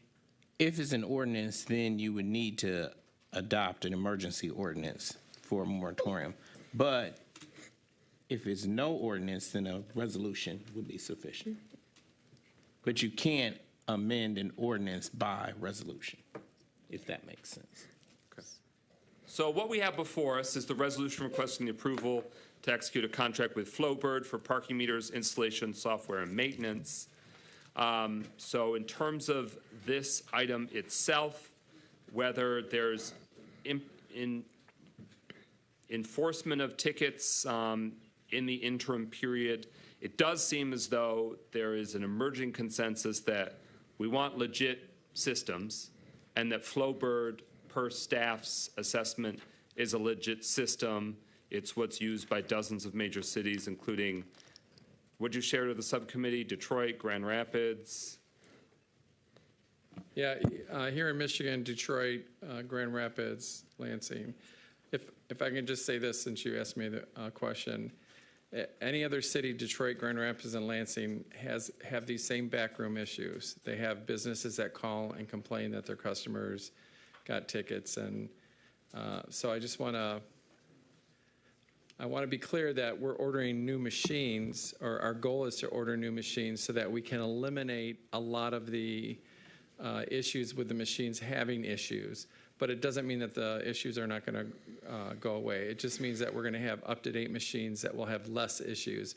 But there still will be an occasional glitch. Sometimes the machine doesn't match the time frame with the handheld device, and so we've retrained our staff to, every time before they issue a citation, they do a reboot, so to speak, on their handheld device to make sure that the times are connecting with the back system. And so it's not necessarily going to, we're just asking to purchase new machines so that we have less mechanical issues on a daily basis that have to be corrected. So there's still going to be folks that don't want to pay for parking. Okay, well, in the meantime, I am furiously going through municipal code on my phone. Don't mean to be distracted, but I'm trying to pull a rabbit out of a hat here. So Councilwoman Rutherford is next on the speaker's list on this resolution for the Flowbird system. Yes. So what if we do a 1-week postponement so that we can get all the information? We can have Sharika do what she does best, review the contracts, and then we bring it back next week so we have everything in order, because I'm still going to say the same thing I'm saying now, that I want it to be I want everything to halt for 12 weeks. But if we postpone this for 1 week, it gives our side, the people we pay, to get all the information together so that we can have it for our constituents. So can I make that motion to postpone for 1 week? So if there's a motion to postpone for 1 week, that would bring it at the April 16th City Council meeting. That would give the law director time to review the existing passport contract to make sure that there's breach can be avoided and doesn't put us in a legal or financial pickle. It would give the clerk's office and our staff time to prepare a written language for how it might need to be implemented, either resolution or emergency ordinance. And how's that sound? So you're moving to postpone I make the this motion to item postpone it. for 1 week? Yes. Is there a second? Support. It's been moved by Councilman Rutherford, second by Councilman Parker, to postpone this item for 1 week. And so this and related items can further be researched and reviewed. Is everyone clear on what's before us? Shall we postpone for 1 week? Sounds like everyone's clear. So roll call, Clerk Doyle, on the motion to postpone for 1 week. Goodman? Yes. James? Yes. McGinnis? Yes. Parker? Yes. Rutherford? Yes. Carrington? Yes. 6 yeas, no nays. Motion carries. That has been postponed. It'll be back before us April 16th. Thank you for your time. We're at number 15. Oh, I'm sorry. Oh, did you not get a vote in that? Yes, I voted. Yeah? Okay. One other comment. I did request that I still want to see a preliminary evaluation of downtown parking. And so we can wait that until next week, but I do want to propose a resolution. I do want to propose a resolution that we do a 6-month evaluation of downtown parking, because I don't wholly agree with the comments Deputy Mayor made as to why we instituted downtown parking. I think we, as a council and as an administration, need to know why that system was put in place. We need to agree on those reasons. And so I think we really do need to do a full evaluation of downtown parking, because we need to come to one accord. And from what I've heard tonight, I'm not sure that we are on one accord. That would be in order for next week's agenda as well. Okay. Thank you. All right, we're now at number 15. Is there a motion to adopt the resolution to approve the amended memorandum of understanding with Oakland County to address conveyance of reconnected Saginaw Street and Auburn/Orchard Lake Road? Moved. Is there a second? Moved by Councilman Rutherford, seconded by Councilman Parker. It's now before us. Mayor and staff. Thank you, President McGinnis. This is an agenda item to clarify and clear up some mistakes in the original memorandum of understanding or memorandum of agreement with the county. The status for the past 40-plus years of the Phoenix Center has been that the Phoenix Center land and the streets, meaning Saginaw Street and Orchard Lake/Auburn, have all been owned by the city. So differentiating between those parcels had been a moot point. We want to make sure, obviously, that when the dust clears after the demolition of the Phoenix Center and the reconstruction of a new parking garage that doesn't obstruct Saginaw Street, that both Saginaw Street and Auburn/Orchard Lake retain their status as being owned by the city. And this is a amendment to ensure that those streets continue to be owned and under the jurisdiction of the city of Pontiac. And with that, I'll turn it over to our legal director, Joanne Gurley. Good evening again, Council. Just as the mayor stated, this amendment to the original memorandum of understanding would allow the mayor to execute this amendment, which states that the portion of Auburn/Orchard Lake Road, which runs underneath the Phoenix Center garage, and the reconstructed Saginaw Street, once the demolition is completed, would still remain in ownership of the city. So Oakland County has already executed the amended MOA, and now we're seeking permission from council in order for the city to execute that same document. Discussion on the motion before us. Mayor Grimel, do you have any status update or changes since the county has presented to us last in terms of next steps with the Phoenix Center more broadly, demolition timeline? I know that some members of the City Council got to meet a project manager that Oakland County's brought on, and we're pleased to say that it's a Pontiac native, somebody who grew up in Pontiac and is very familiar with our community. But Mayor Grimel, any status update on the related larger question? Yeah, so that's number one, a really important point, and we've suggested to the county that they come and do a special presentation next week to formally introduce the new project manager. It's awesome that she has a Pontiac connection and really understands and knows our community. But in addition to that, the county has put out one RFP to hire a contractor to renovate and rehab the long vacant office tower to the east side of the Phoenix Center so that they can get that ball rolling on renovating that office building for at least 500 county employees to move into that after it's renovated. And the county is also working diligently to prepare an RFP in collaboration with the city. And that RFP is really to start to design the layout and solicit proposals for the layout of that entire campus. And we just made contact with the county today to work together with them on that. We'll obviously keep City Council informed. We haven't yet seen a draft of the RFP, but the county is looking to get that out by the end of this month, by the end of April, and they're going to afford the city an opportunity for input before that RFP is posted. Okay. Councilman Rutherford. Will the administration keep us in the loop in regards to the President Pro Tem and the person that's actually representing that district, you know, emails, conversations, meetings, things of that nature? I yield to the administration. Yes, we want to make sure that we're keeping all council members in the loop, including and especially the council member who represents downtown. Thank you. Okay, this motion before us, it's a resolution authorizing the First Amendment to the August 18th, 2023 Memorandum of Understanding with Oakland County that will convey portions of Saginaw Street and Auburn/Orchard Lake Road to the city of Pontiac.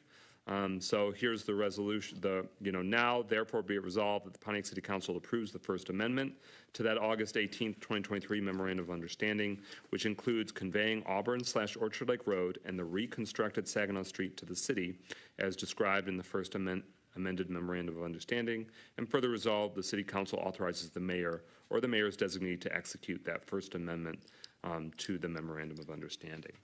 Everyone clear on what's before us? Okay. We look forward to further updates and progress to come with this very substantial change for our community. Roll call, Clerk Doyle on number 15 on the agenda, the resolution before us. James? Yes. McGinnis? Yes. Parker? Yes. Rutherford? Yes. Carrington? Yes. Goodman? Yes. 6 yeas, no nays. That motion carries. The resolution is adopted. We're at number 16. Is there a motion to approve the resolution? So moved. Is there a second? Okay, it's been moved by Councilwoman Rutherford, supported by Pro Tem Carrington. This is the resolution to approve a new not-to-exceed amount for pre-qualified contractors awarded a contract through the Pontiac Home Repair Program. Mayor and staff. Yeah, thank you, President McGinnis. We have a dynamic duo on this topic. We've got both our economic development guru, our economic development manager, Deborah Younger, as well as our purchasing manager, Alicia Martin.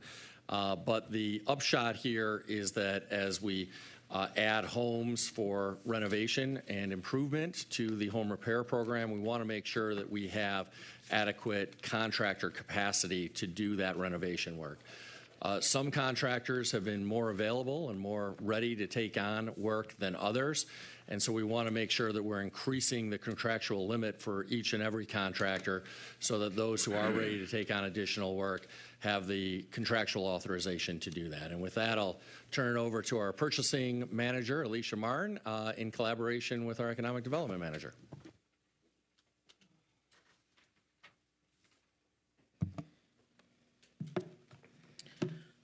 Good evening, Council, Mayor, Deputy Mayor. As the Mayor indicated, this resolution is before Council to seek approval to increase the not-to-exceed amount for the contract per contractor. What we've been seeing happen is certain contractors are getting the awards because they're putting the bids in, and those particular contractors are approaching the $250,000 limit. And so what we're asking is that we increase the spend to allow for them to be able to receive additional awards until we can implement another strategy. We're considering the evergreen strategy where we'll be doing ongoing approval of contractors to make sure that there's an adequate supply of them to address our home repair needs. But until that's implemented, we are requesting to increase the not-to-exceed amount per contractor. It does not guarantee that they will be awarded that not-to-exceed amount, but what it does allow is that they'll be able to exceed the 10 homes that they're currently limited to at this point in time until we can build capacity with our general contractors. Okay, Pro Tem Carrington. Yes, thank you, President McGinnis. So what you're hoping this will do is that it will give you a more timely situation where you can get to these homes and get them finished a lot more quicker. Yes, sir. Because I know in my district, I know several people have been awarded these grants, but no work has been done yet. So where are you at with, how many homes have actually been completed so far? So we have the numbers, and I'll let economic manager. Okay. Right. And let me say, with any new program, it gets to a slow start. We're rolling now. I have to say, we have two staff persons, Matthew Turner-Reed, who is the intake processing, who works with the contracts and all of that, and our building inspector, Aaron Hardcastle. They're doing a phenomenal job. It takes a minute to get going.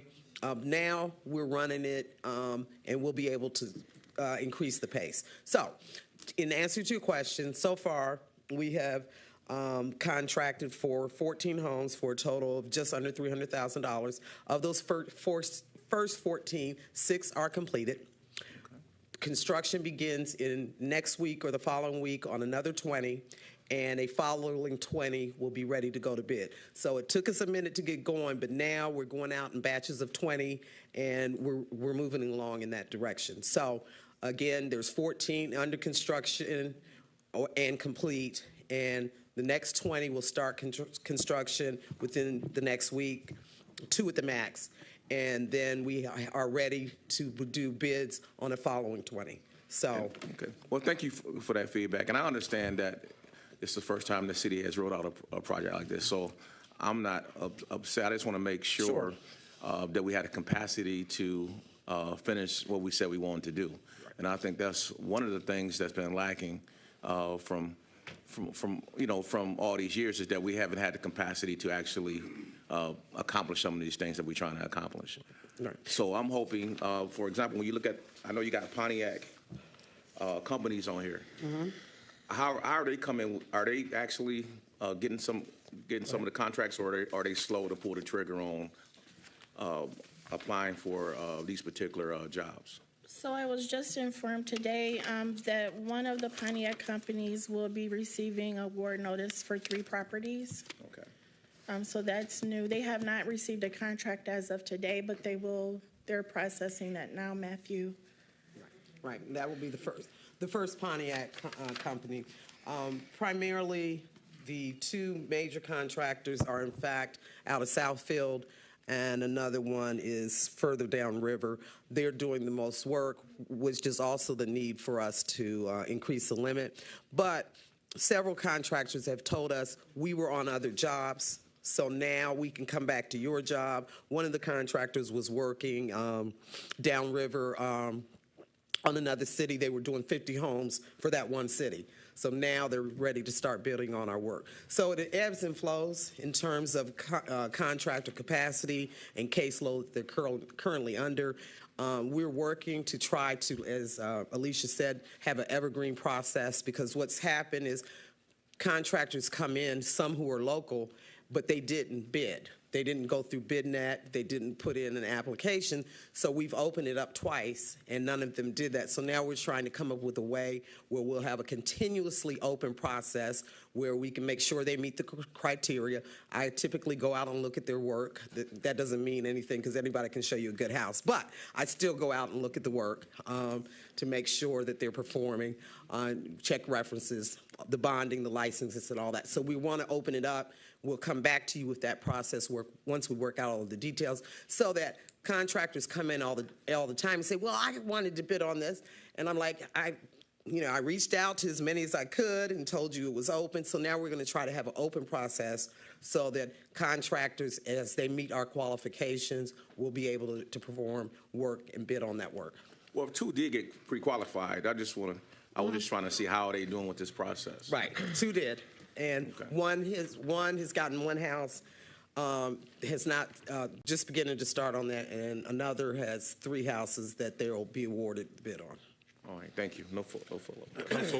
Councilwoman Rutherford. First question, has anyone that has been appointed to any boards been awarded any contracts with the city in regards to construction?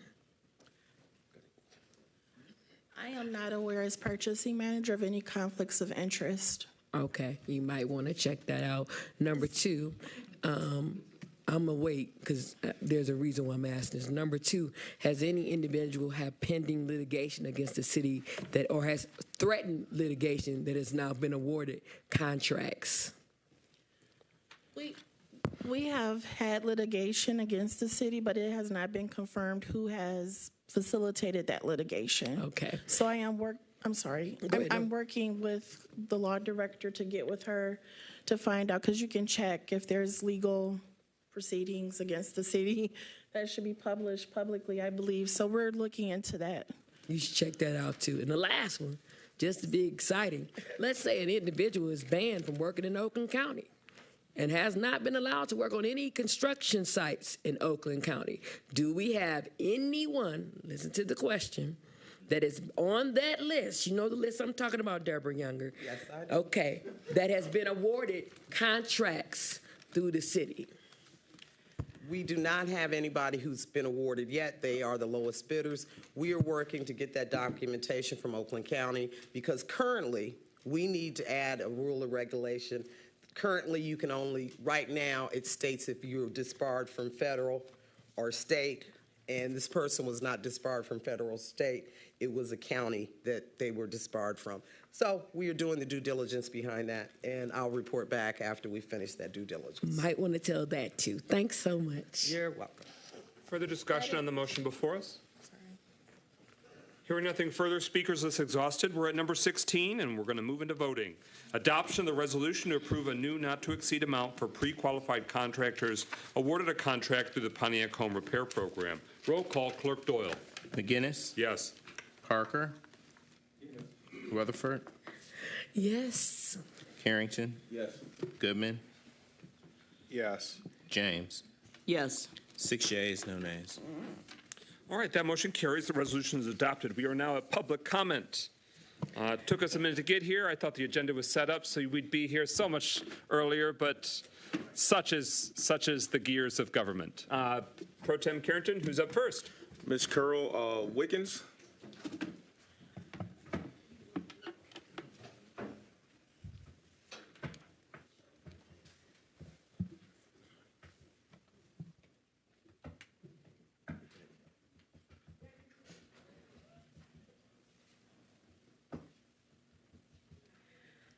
My name is Carol Wilkins. My address is 20.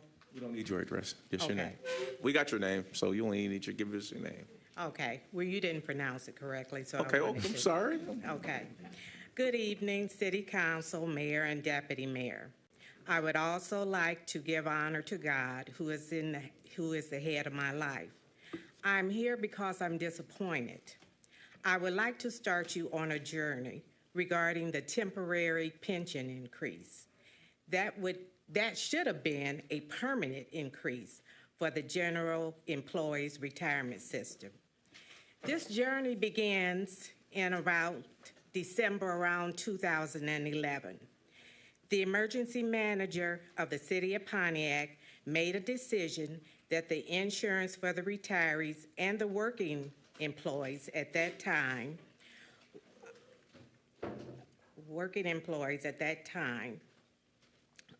would change. The change would mean that we would have to pay for our insurance. However, the retirees of the city of Pontiac was promised through the contracts that our insurance would be taken care of. The financial manager went to Pontiac City Council to adopt a ordinance, 2376, extending the temporary increase for the $400 per month. This can be done now until they get the matter situated with the city of Pontiac and CEPRA. This ordinance was adopted every year, and it was approved by the city council every year. The general employees retirement system can get $400 increase per month. I would like to thank CEPRA for all their hard work regarding our health insurance. Good job, CEPRA. On March the 30th, 2022, the GERBS Board of Trustees had a meeting with the City of Pontiac Mayor, CEPRA, and their attorneys regarding, I may have this number wrong, $58 million that had not been sent to Viva from GERBS for the health insurance. It was agreed that the $58 million be placed in escrow for the money to go to GERBS. Just a minute, I'm sorry.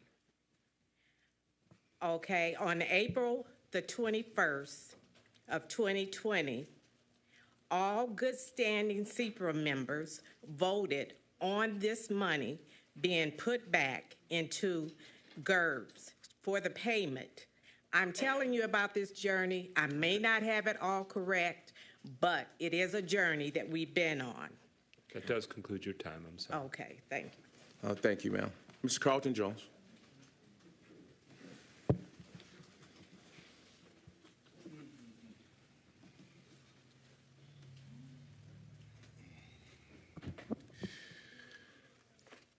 Yeah, it's 9 o'clock. Now, you know, we're really in this together, but a lot of us, we have to sit through quite a bit of time for 5 minutes to engage. 2 if you do agenda, and then 3 for public comments. So a total 5. It's only 3 for public comments. Now, we're supposed to be in this together. We sit up here and listen to a lot of dialogue, and you guys do this dialogue and do this conversation about what you're going to do, but you're not talking to the residents. It's indicative of what we're trying to ask for. And I think what Councilman James was asking for is this study to understand how these things affect. And what Councilwoman Rutherford was talking about for how we're going to do this housing piece, we got to talk to the people truly who are trying to engage in that. You guys cannot do that on the floor. I just hate to say it, you just can't do it on the floor. It needs to be talked to the residents, the people here in Pontiac. Order! Carlton Jones is speaking.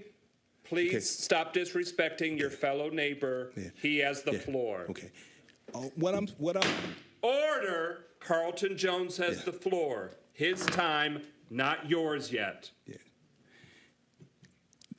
You earn bonus time because people are interrupting. I'm just saying this in good faith that hopefully that we can listen to what is going on. What's going on is that we're trying to do a lot of things, and I think President McGinnis said financially we're doing good. We got a good financial book, but we're not really trying to do things in the proper order. And I think that's what Councilman Rutherford was saying. Why don't we do things and position because we have to admit our biggest challenge is income for our community. And if we don't address that first and foremost, we're going to continuously to run into issues. And I'm saying this on the back of the fact that I was quite pleased that I went to the county exec Coulter's address.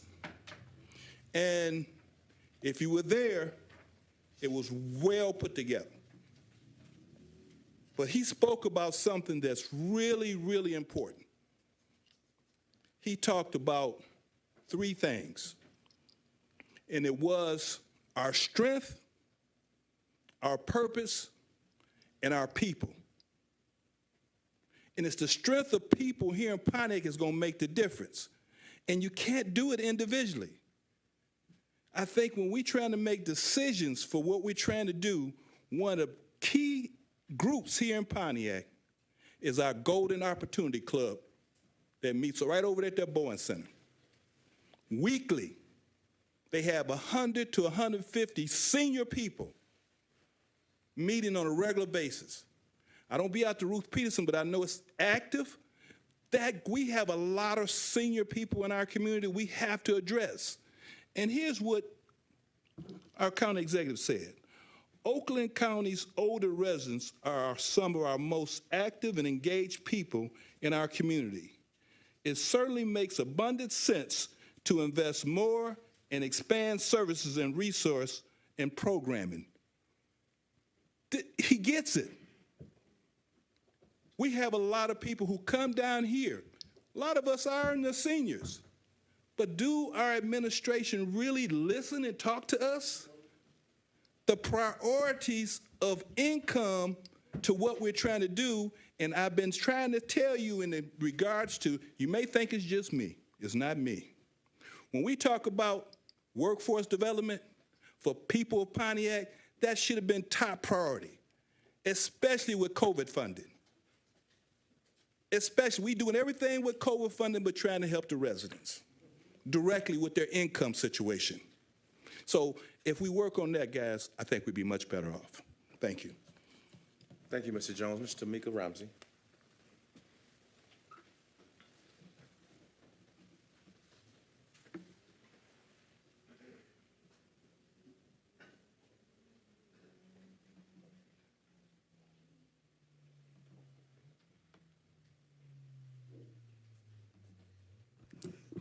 Good evening.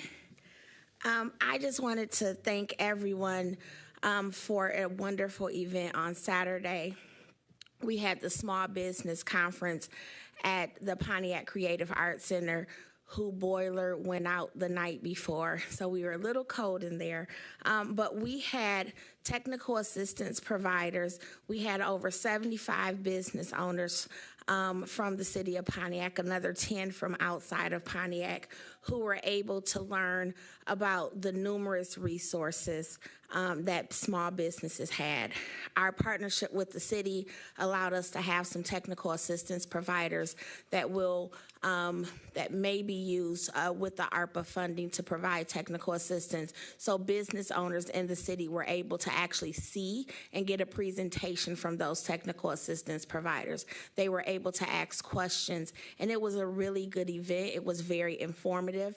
Our former county treasurer, Andy Meisner, came with CUB, the Community Unity Bank, and was able to talk to us about small business banking products. This was a really good event. I would like to thank Candace Belford. Is that her last name? She works with Deborah Younger in the Economic Development Department. She attended. Deborah Younger was there as well.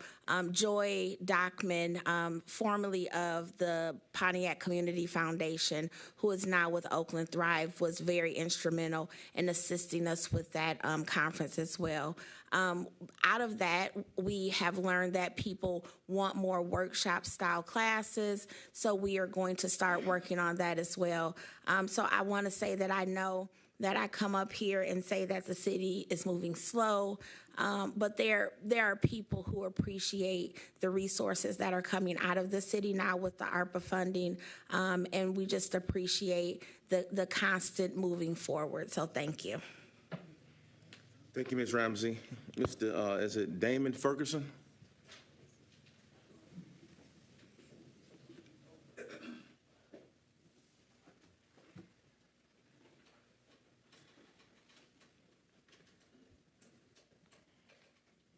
Good evening, citizens of Pontiac. Good evening, citizens of Pontiac. Hey, thank y'all. Not coming to grind to axe, so y'all can take a breather. Came to bring a little information. This Friday, gentlemen of Gibraltar Lodge 19 are having a fish fry fundraiser. You can come out, get either freshly fried catfish or whiting dinners with spaghetti, coleslaw, dessert, and a drink. Donation is $13. We will be doing this at 345 Bagley Street, St. James Missionary Baptist Church, Pontiac, Michigan. Donation is $13. For more information, you can contact Brother Reuben Bell, area code 248-760-1780. We have tickets right now for you to buy, or you can buy on site. We will be there from 12 p.m. to 8 p.m. Come get it while it's hot and good. 8 to 8. Hmm? 8 to 8. 8 to 8. Okay, 8 to 8. Are you sure? Yes. Okay. Brother Bell says 8 to 8. Thank y'all very much. Thank you, Mr. Ferguson. Ms. Billy Swayzer. Ms. Linda Watson.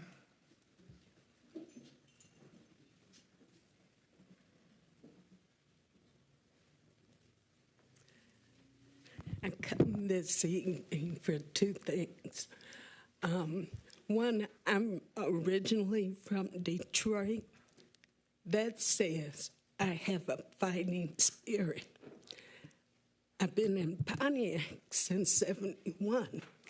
I like the young people's yak don't back down. All that is to say that when I got to Pontiac, I learned a very important thing. Everybody is related in Pontiac. Everybody, by blood or marriage. And all information comes through the grapevine. And everybody has a friend. So my pastor told me, if you don't want it to get out, don't tell nobody. But that's to say I've heard the rumor. But in any case, I want to let you know that I do want to be on the VIVA board. I am passionate about that, so that you all know I'm on the CEPRA, GERDS, and VIVA. I'm a retiree, and I'm the only retiree that attends the GERDS meeting. Now, in recent last 6 months or so, Miss Darlene and Miss Gloria have been coming, but I'm the only one there since 2007, and I went there. But to get to the other issue, the council is the only one that can give the $400. That power is in your hands. I was so pleased when Reverend Parker took the initiative to give the homeless and stop the bureaucrat. I would like for you all to do the same for the retirees. You can do it with that 400 by resolution, temporary, and let the city and the mayor work everything else out. But in the meantime, you've taken care of your retirees, and I can promise you they won't forget it. Thank you, Ms. Watson. Mr. Rosalind Norcross.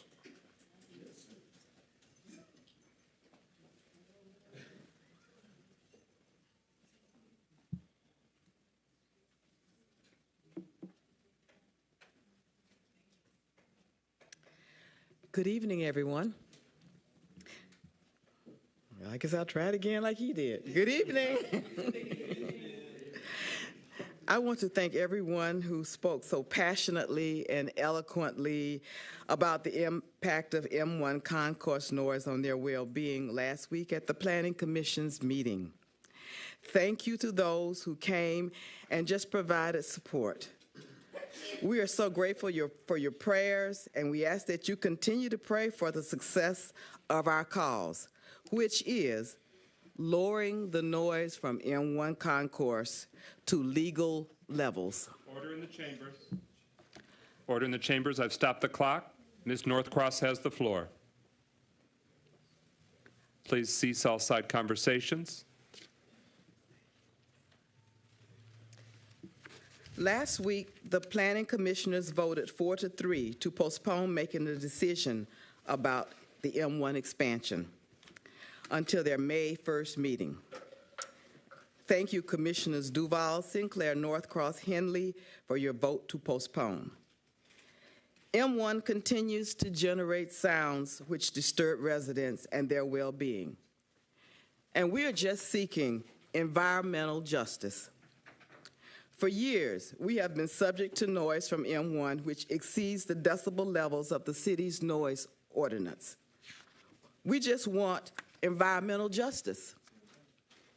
M1 has had 7 phases of development, all approved by the planning department, without any consideration for the residents' complaints about the noise. We just want environmental justice.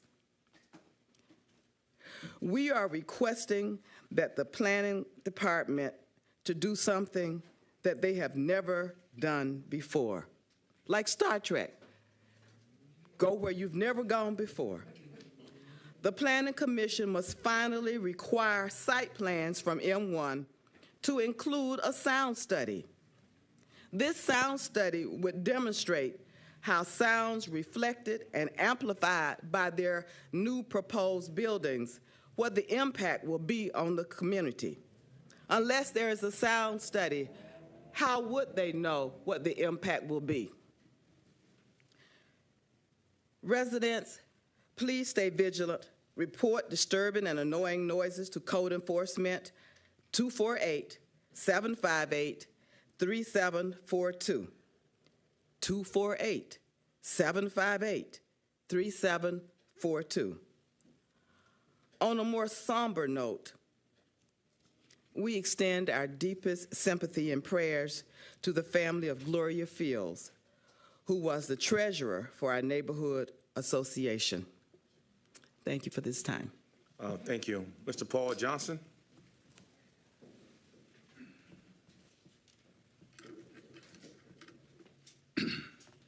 Hello, my name is Paul Johnson. I'm the owner of Yes Vegan Food Truck. I'm here because a few weeks ago you voted on a food truck ordinance. And upon passing the food truck ordinance, you demanded that the payment for the new certification for each food truck be made immediately prior to us being able to open for business. Well, I was the first one to come down and make that payment so that I was in compliance with the city. Afterwards, I get a phone call today telling me that there was more information needed to support that cert that I had previously paid for. And it was a C of O, is what they were asking me for. Well, the C of O applies to the building and the brick and mortar and the occupancy for that building. Well, they just told me that I cannot open my business, and so they get a C of O from that business. That business does not affect my business. My business does not affect that business. As a matter of fact, I don't open my business until an hour after that business is closed. So then I come down, I make the payment, and I ask, is this everything that I need? I have all my insurance, I have all my licenses, I have all my registrations. And I'm told, yes, this is all that you need. Well, at the application process, there was no even an application proper for me or any food truck to fill out. I got an application for a fence. So I filled that out. And then I paid the fee. Well, here it is, I get a call today saying, I need a C of O. That doesn't even apply to my business. And then with that, I already have a certified letter agreement between me and the owner stating that I can be there. And it's in my record. So then he tells me, well, we need something more. Well, this is all the things I asked when I came down and I made the payment. And the rush to have these payments made and the rush to have these food trucks registered, and you don't have the process together. So then when I ask, why is this being asked now, and why is it being asked to me when I know I see other food trucks in places where there's no business present? I was told those people must not be registered with the city of Pontiac. You are. So now you're coming after the people who are registered, and you let the ones who aren't registered slide by. You don't go to them. You don't check them. I had a code enforcement pull up on me Saturday and take pictures of me while I'm out there working. And I welcomed it because I knew that I did everything that I was told to do, that I was asked to do. Just to get a phone call today to tell me that I wasn't, and to be told for the second time by code enforcement, once for not being registered with the city of Pontiac, that I didn't know of until afterwards. And I came down immediately and registered. And then after this, they told me today I can't open up until they get a C of O. That has nothing to do with my business. And it was not part of the process when we went through the town halls. So it needs to be fixed. That does conclude your time. Thank you, Mr. Johnson. Ms. Jackie Curry.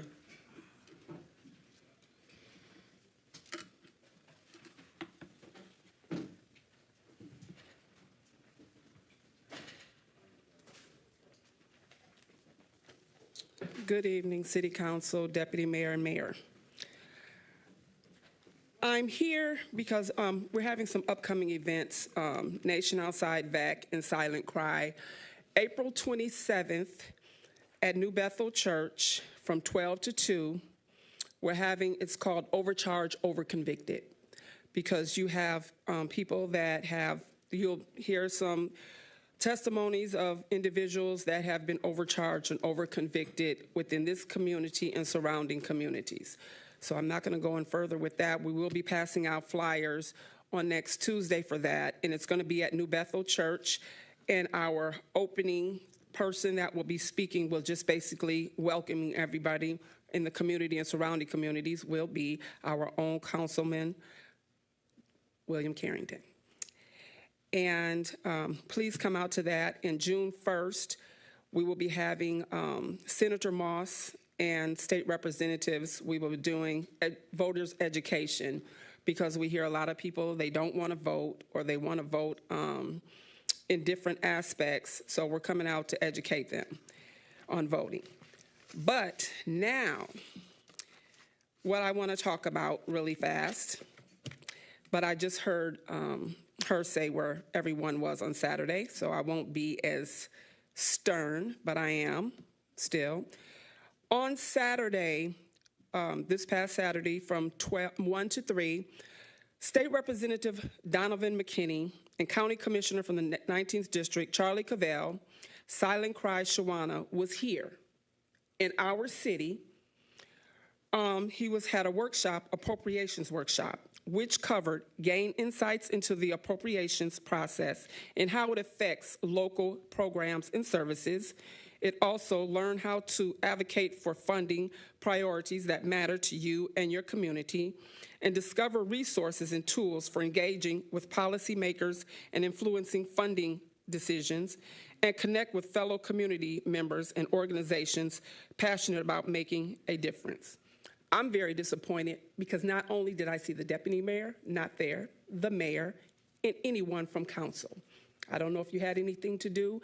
You can't say you didn't know anything about it, because there was an individual there said they made sure that the city knew about it. I'm very disappointed, and especially, and the people that are sitting in this room, I'm disappointed in you as a community, because I hear you come in here every week. If I'm not here, I still watch. You continuously complain to the council about what you don't have, what you need. But when someone comes in and do a workshop, state representative, and we're having a policy workshop that'll be coming up, you don't show up. And then they wonder why people don't come to give you state representatives come to the city. That does conclude your time. Oh, I'm sorry. Okay. Thank you, Ms. Curry. Is it Sharon Murray?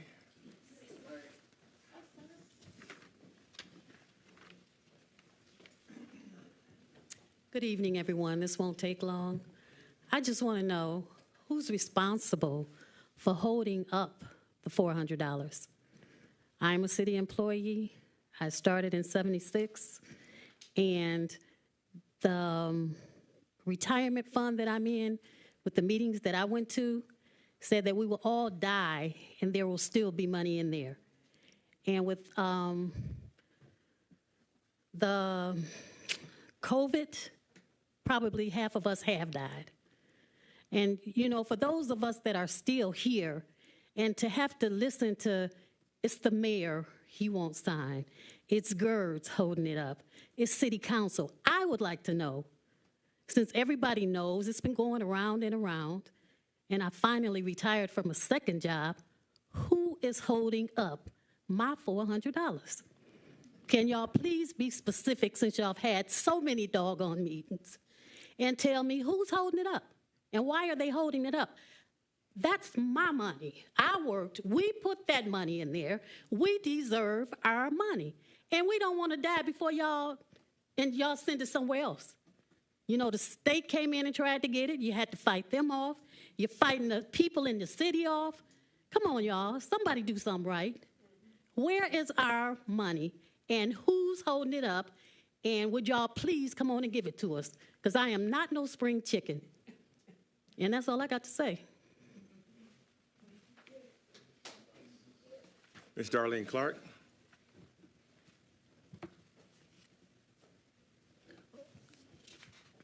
Ms.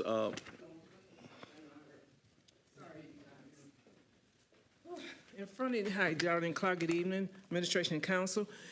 In front of you, you have a document for GERDS with Mayor Tim Grimer went to file papers in February. I brought that to your attention because he filed 17 activities filed. With this right here is the complete opinion of the GERS, what is stated by Judge Lawson in federal court. The yellow page that I gave you is to break it down, and I highlighted for you to read what his opinion. He says, if there is an apocalypse, it would never go broke. So there's no reason. But it also states in that opinion that you have that the mayor does not have the authority. It's all in the board's hand. So that's why I gave you that, because you need to read it for yourself. Now, let's get back to other things. I have told you guys on multiple occasions you need legal counsel, not to represent by the administration, but to represent the council, because the council represents the people. Gentrification is a slow process, but we at the end of it, what is being speed. When you guys voted on 800 square feet properties to come in here to be cost at $250,000, $269,000, that's a start of gentrification. What's going to happen when you go to build that magnitude of a house, you're going to increase the taxes. You're going to push the neighborhoods out. So whenever you decide to vote and you're looking for affordable housing, for people low income, you need to state what is your intention. Are you trying to build up under $100,000 houses for the city of Pontiac? Because if you're building $100,000 houses up in Pontiac on the streets for those city properties, you're decreasing the value of the property. So the builder's not going to make any money. But to build a house and to sell a house, no matter what kind of avenue or breaks you get, it still puts you in the high 200 bracket. So you're not looking out for Pontiac, you're helping gentrification. And another thing, too, I said to you guys this before, because when I first started coming here, he asked for those meters. The mayor asked for those meters. I said to the mayor, why are you putting in used meters that you're getting from Waterford? Because it didn't work the first time. And here we are today, he wants to vote on more money to get new meters that's not even guaranteed to work. So now, are you doing this for Pontiac? Because the people that go downtown Pontiac, that's living downtown Pontiac, are not Pontiac people. They're not low-income people. They're people who's coming from other cities into our city to help gentrify the city. So you guys need, if you're going to represent the homeowners, you need your own personal counsel. And Mr. Carrington, strike two, you just ruined your reputation. Okay. Ms. Miller. Okay. Okay, I don't know what to start. I'm first start with you, Council President, Mr. McGinnis. Let me tell you something. You don't got the right to hit a gavel for no damn body in this room. And I'm gonna tell you why. You had a council that got up, everybody got up, TV land, and wasn't but 3 people at the desk, which is not normal. So if you're gonna hit a gavel, like I tell my grandkids, hit a gavel for your colleagues where everybody was, where you couldn't start the meeting. I dare you tell us to shut up in here when the stuff we watched tonight, the unprofessionalism with this council. You work for us? Now let me say something else. Yes, you all voted for gentrification for the city of Pontiac. Melanie, thank you. You get it. You get it. It's nobody, my nieces and nephews would never be able to buy those homes because they don't make the money. But that's the point, Pontiac, gentrification. They running us out. They running us out of here. And you got a board sitting up there doing it. Now, I'm gonna be who I am. First of all, the girls, my opinion, the mayor is the reason they don't want to have it. You read the documents. The judge said no way, no how. He's still pushing it. I say, this is where I do things. This is how we do things. All right, I work with all you guys. We didn't ask you many times. They had to sit here. These people came here. They got jobs to do. They don't got time to sit down here. So I ain't got nothing to do but come out here and watch what you do wrong. But these people got other things to do. They had to sit here to 9:30 to listen to your bull crap all night. And then you give them the audacity that we have begged, Carlton, we have pleaded to put the meetings up in the front for the people. Calm down, Gloria. Election coming up next year. Get rid of them. They don't listen. I have never. You know, when you guys came in office, you bragged about, oh, we're going to do this and we're going to do that. You guys don't listen to the public. You don't hear the pulse of the people because you don't live here. You don't have that energy. These are my co-workers. I love them. They've been ruined by this stuff. We had another administration came in doing the same old thing. You guys are a bunch of crap. I've never seen such unprofessionalism on a board in my life. And then you got nerve to hit a gavel for me. And you want to see me after the meeting, I'll be out in the hall, Councilman McGinnis. I'm from the east side where you live at. They all know me. I'm from the east side where you're going to put houses that nobody over there probably can afford, not one damn one of them. I'm going to say this, and I'm going to say it for the last time. I'm not asking you anymore to put the meeting up in front.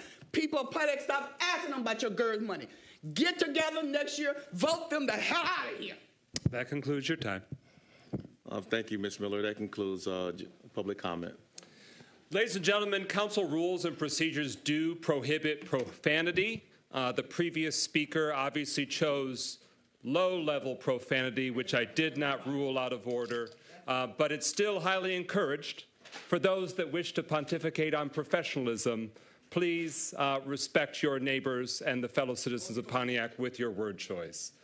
It's my responsibility to enforce the council rules and procedures, but I know many people ask, well, what about this swear word and what about that swear word?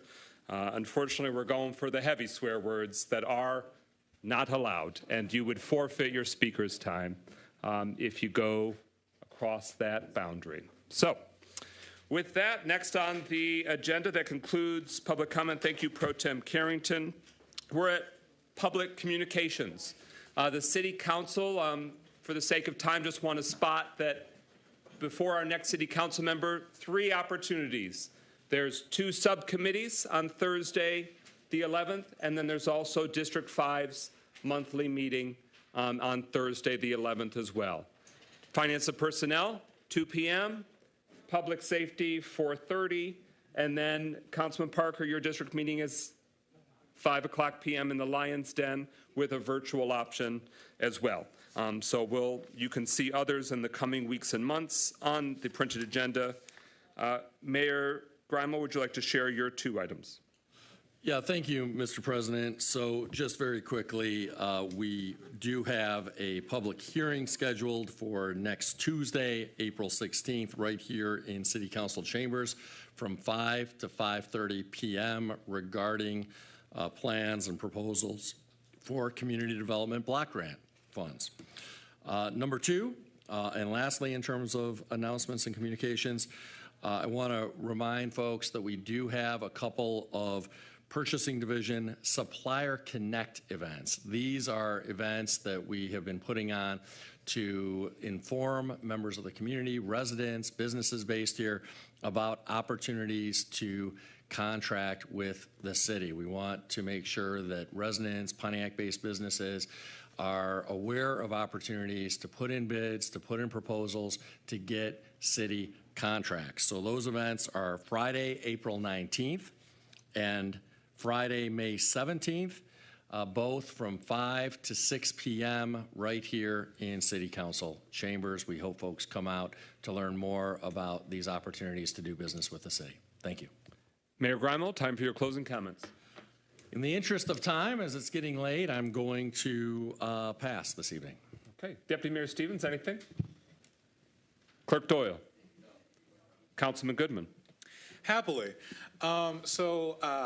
First and foremost, I encourage and invite everyone in the community, especially those of you who say that you have connections to be able to talk to people, let them know about this event. I will be doing a pullover prevention clinic at the Baldwin Center. Now, if those of you who remember about 2 years ago, I did what is a form of mutual aid, which means that anyone in the city of Pontiac and elsewhere for that matter, you could drive from Ohio for all I care, come to the Baldwin Center April 28th to get your headlights and taillights, the standard ones, not the LED ones, fixed for free. Because unfortunately, as black and brown people, when we go throughout the community, one of the things that happens to us are pretextual stops. We get pulled over because we have a broken headlight or a taillight. So that means that I want to make sure that no one who has the ability to make it to the Baldwin Center can get their headlight or taillight fixed for free, because I believe in mutual aid, helping people with no ulterior motive, which means I encourage and invite everyone in the community to come out to this, and let everyone that you know, whether or not they live in Pontiac or not, come to the Pullover Prevention Clinic, because I want to be able to give our resources no holds barred. Anyone is available to come, because in addition to just fixing headlights and taillights for free, April 28th from 10 to 2, I will also be having a resource fair in the Baldwin Center while the Pullover Prevention Clinic is happening, which means we'll have free food. We were having multiple produce bags, I believe like 50 small produce bags being donated by Sprout and Micah 6. We'll be having the Gary Bernstein Health Clinic there, from my understanding. We will have, hopefully, a lot more resources. We'll be having free pet supplies from the Michigan Animal Rescue League. So I encourage everyone, every single person, to come out to this event, whether or not you need a headlight or taillight fixed, or if you simply just want to get access to some resources, talk to some people when it comes to workforce development or getting jobs upon reentry. That's actually a lovely thing I need to talk to you about, Carrington, after this. So there will be amazing things happening April 28th in District 3 at the Baldwin Center, doing free things, not just for the people of my district, but for everyone in the city and everyone that can hear and find their way to it. Outside of that, the next District 3 meeting is the 29th, so the following day, also at the Baldwin Center from 5 to 6. And we'll hopefully have special guests at that as well as a chance to, talk about and debrief the amazing thing that will happen with the Pullover Prevention Clinic, because this year will hopefully be a lot bigger than it was. Last time I did it with about 5 friends in the City Hall parking lot.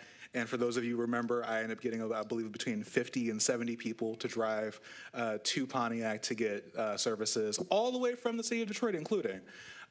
So I'm very excited to do this amazing thing. And again, I encourage all of you to let people know about it. Thank you. Thank you, Councilwoman Rutherford. I had wrote an amazing speech, but I'm not going to read it. I'm going to just say a couple things. I think we got it wrong tonight. That's my opinion about housing. I just don't see this helping the people that I know, who I grew up with and I loved. I do believe it's going to bring new housing, and the question is going to be whether those people will be able to afford it. I'm also going to be asking for support from the council to help me write a resolution to institute the $400 payment back.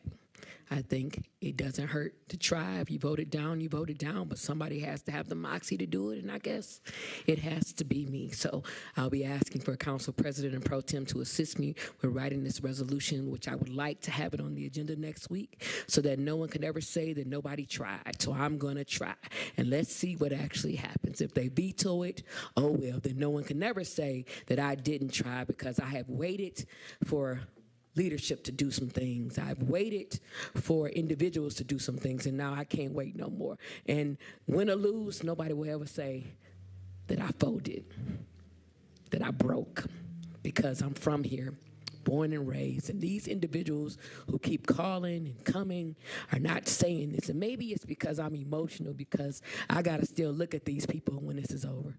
But somebody has to have the moxie to write this resolution. So I'll also be contacting Patrice Waterman and Kermit Williams, former, council people, because I want to get the language right. So if it's veto, it won't be because I didn't do everything I can do within my power. And I said it openly so that no one can shun me or shut me down or say I'm doing too much or say I'm being radical, say I'm out of control. I'm tired of hearing about it. I'm tired of hearing about this. We can do something to help these people now until y'all get it solved on the back end.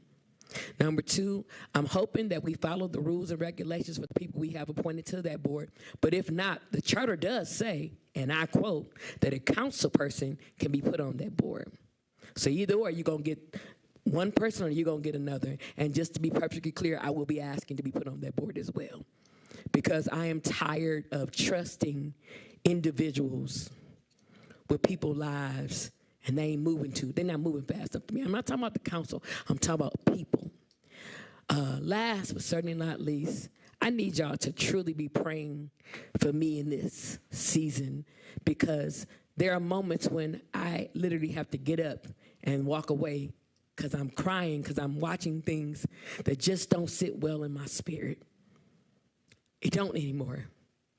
I've tried to be accommodating. I've tried to listen, to reason. But next week, you're going to hear some things that are going to shock and amaze you. And I want to see what people are going to say when the people are here. Don't listen to me. I want to see what these individuals are going to say when the people come who are voting for all of us. And they ask this question. So I'm putting my money where my mouth is. Y'all say I'm controversial. Let's see what happens next week. My District 1 meeting is the last Saturday of every month at the Transportation Museum. I challenge anyone to tell me differently if District 1 is not doing what we can to push forward the agenda of District 1. The reason why I voted against the housing is because my constituents didn't want it. They didn't want it. And I thought that there was a rule, a good old boy saying that says, if a person in the district is saying it don't fit, let's not vote for it. So just to recap, I'll be asking to write a resolution to give y'all $400. If they vote it down and voted it, it won't be because I'm not doing it. I'm asking somebody to please have Patrice Waterman and Kermit Williams contact me directly. I'm asking for council leadership, president and pro tem to help me write this resolution so that the language is correct as well with Sharika. And if they don't put the person back on the board, I'll be asking to be the councilwoman who can be on the board, because the charter says a council member is supposed to be on that board. And with that, I ask you, God bless you, God keep you, God put your loving hands upon you and give you peace. Good night. Councilman Parker. I don't have any comments. Everybody have a good evening. Councilman James. Yeah, no comment. Also, have a good evening. Pro Tem Carrington. Yes, thank you, President McGinnis. I just want to say that the council has made it clear that we support the $400. Now, the question is that was asked about whose fault is it? Honestly, I don't know whose fault it is. Honestly, I don't know whose fault it is. I do know for the last 12 years, I've been hearing the constant going back and forth between all these different organizations. So again, I've been saying if the council has supported this, that we want to give the $400 to the retirees. And I'm going to continue to say this. The extension of the $400 was a political ploy. I'm going to continue to say that. The thing is that when we came into office, we did say we support the $400, and we tried to get to that point. Now, and everybody knows that I've been adamant about trying to make sure we get the $400. That's why we've done a resolution to ensure that we won't be going back to court anymore, and get to the finish line with this particular situation. So I do support, as one vote, I do support getting the $400 back to the retirees. The 6th District meeting is coming up April the 25th at Ruth Peterson, from 6 p.m. to 7:30 p.m. Please come out. I definitely can't give you salmon and steak, but we will have refreshments. So please come out, learn what's going on in the district. Also come to the district with some examples of some district projects that we can implement. And again, I'm also going to follow with this. Every vote that I take at this seat, I'm not going to make everybody happy. My reasons for the night vote on the housing was that it creates and inspires houses to be built in the areas that are barren. Initially, I voted against the 700, reducing the 700, but that affects several districts. So my vote was simple, was to support some kind of redevelopment of those areas. I don't know how much the house is going to cost. That is determined on the other end when the market determines how much a house can cost in this community. That's not determined by the council. We don't fix prices on real estate. I was in real estate for 12 years and owned homes, Detroit, Flint, and Pontiac. So we don't fix prices on homes. That's up to the market analysis to detect what houses we chose for. So I want to see new homes in the city of Pontiac. I want to see the availability of our young professionals that give them opportunity to get homes. They move into Auburn Hills. They buying homes because there's no homes in the city of Pontiac to be bought. None. So I'm kind of confused when we make things to try to make it easier for homes to be built. And people have been talking about home ownership for the last 2 years, 3 years that we've been in office. So I'm going to say this to the council. Continue to move forward. Make some decisions to move the city forward. Everyone is not going to be pleased with votes. There's some things that I got outvoted on in this council. But it's not to say there wasn't good votes that this council taken. It was just something that I personally didn't like. Doesn't mean it was bad that the council made those decisions. But again, if we want to talk about home ownership, then we have to build homes. We have to build homes. If we want to, affordable housing in Flint, affordable housing is $1,700. I just went to a project 2 weeks ago to look at affordable homes. So it depends on what income someone has, and we have to have homes for all incomes. And like again, I say, I don't know what homes would go for.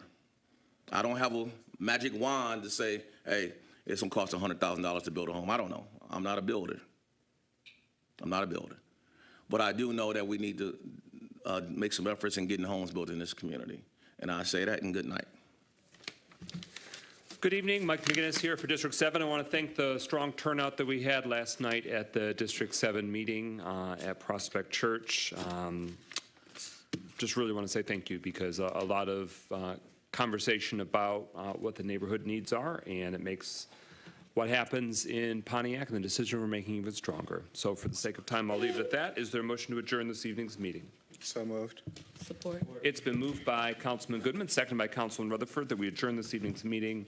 Hearing no further discussion, roll call, Clerk Doyle. Parker? Yes. Rutherford? Yes. Carrington? Yes. Goodman? Yes. James? Yes. McGinnis? Yes. 6 yeas, no nays. That motion carries. We stand adjourned at 9:54 p.m.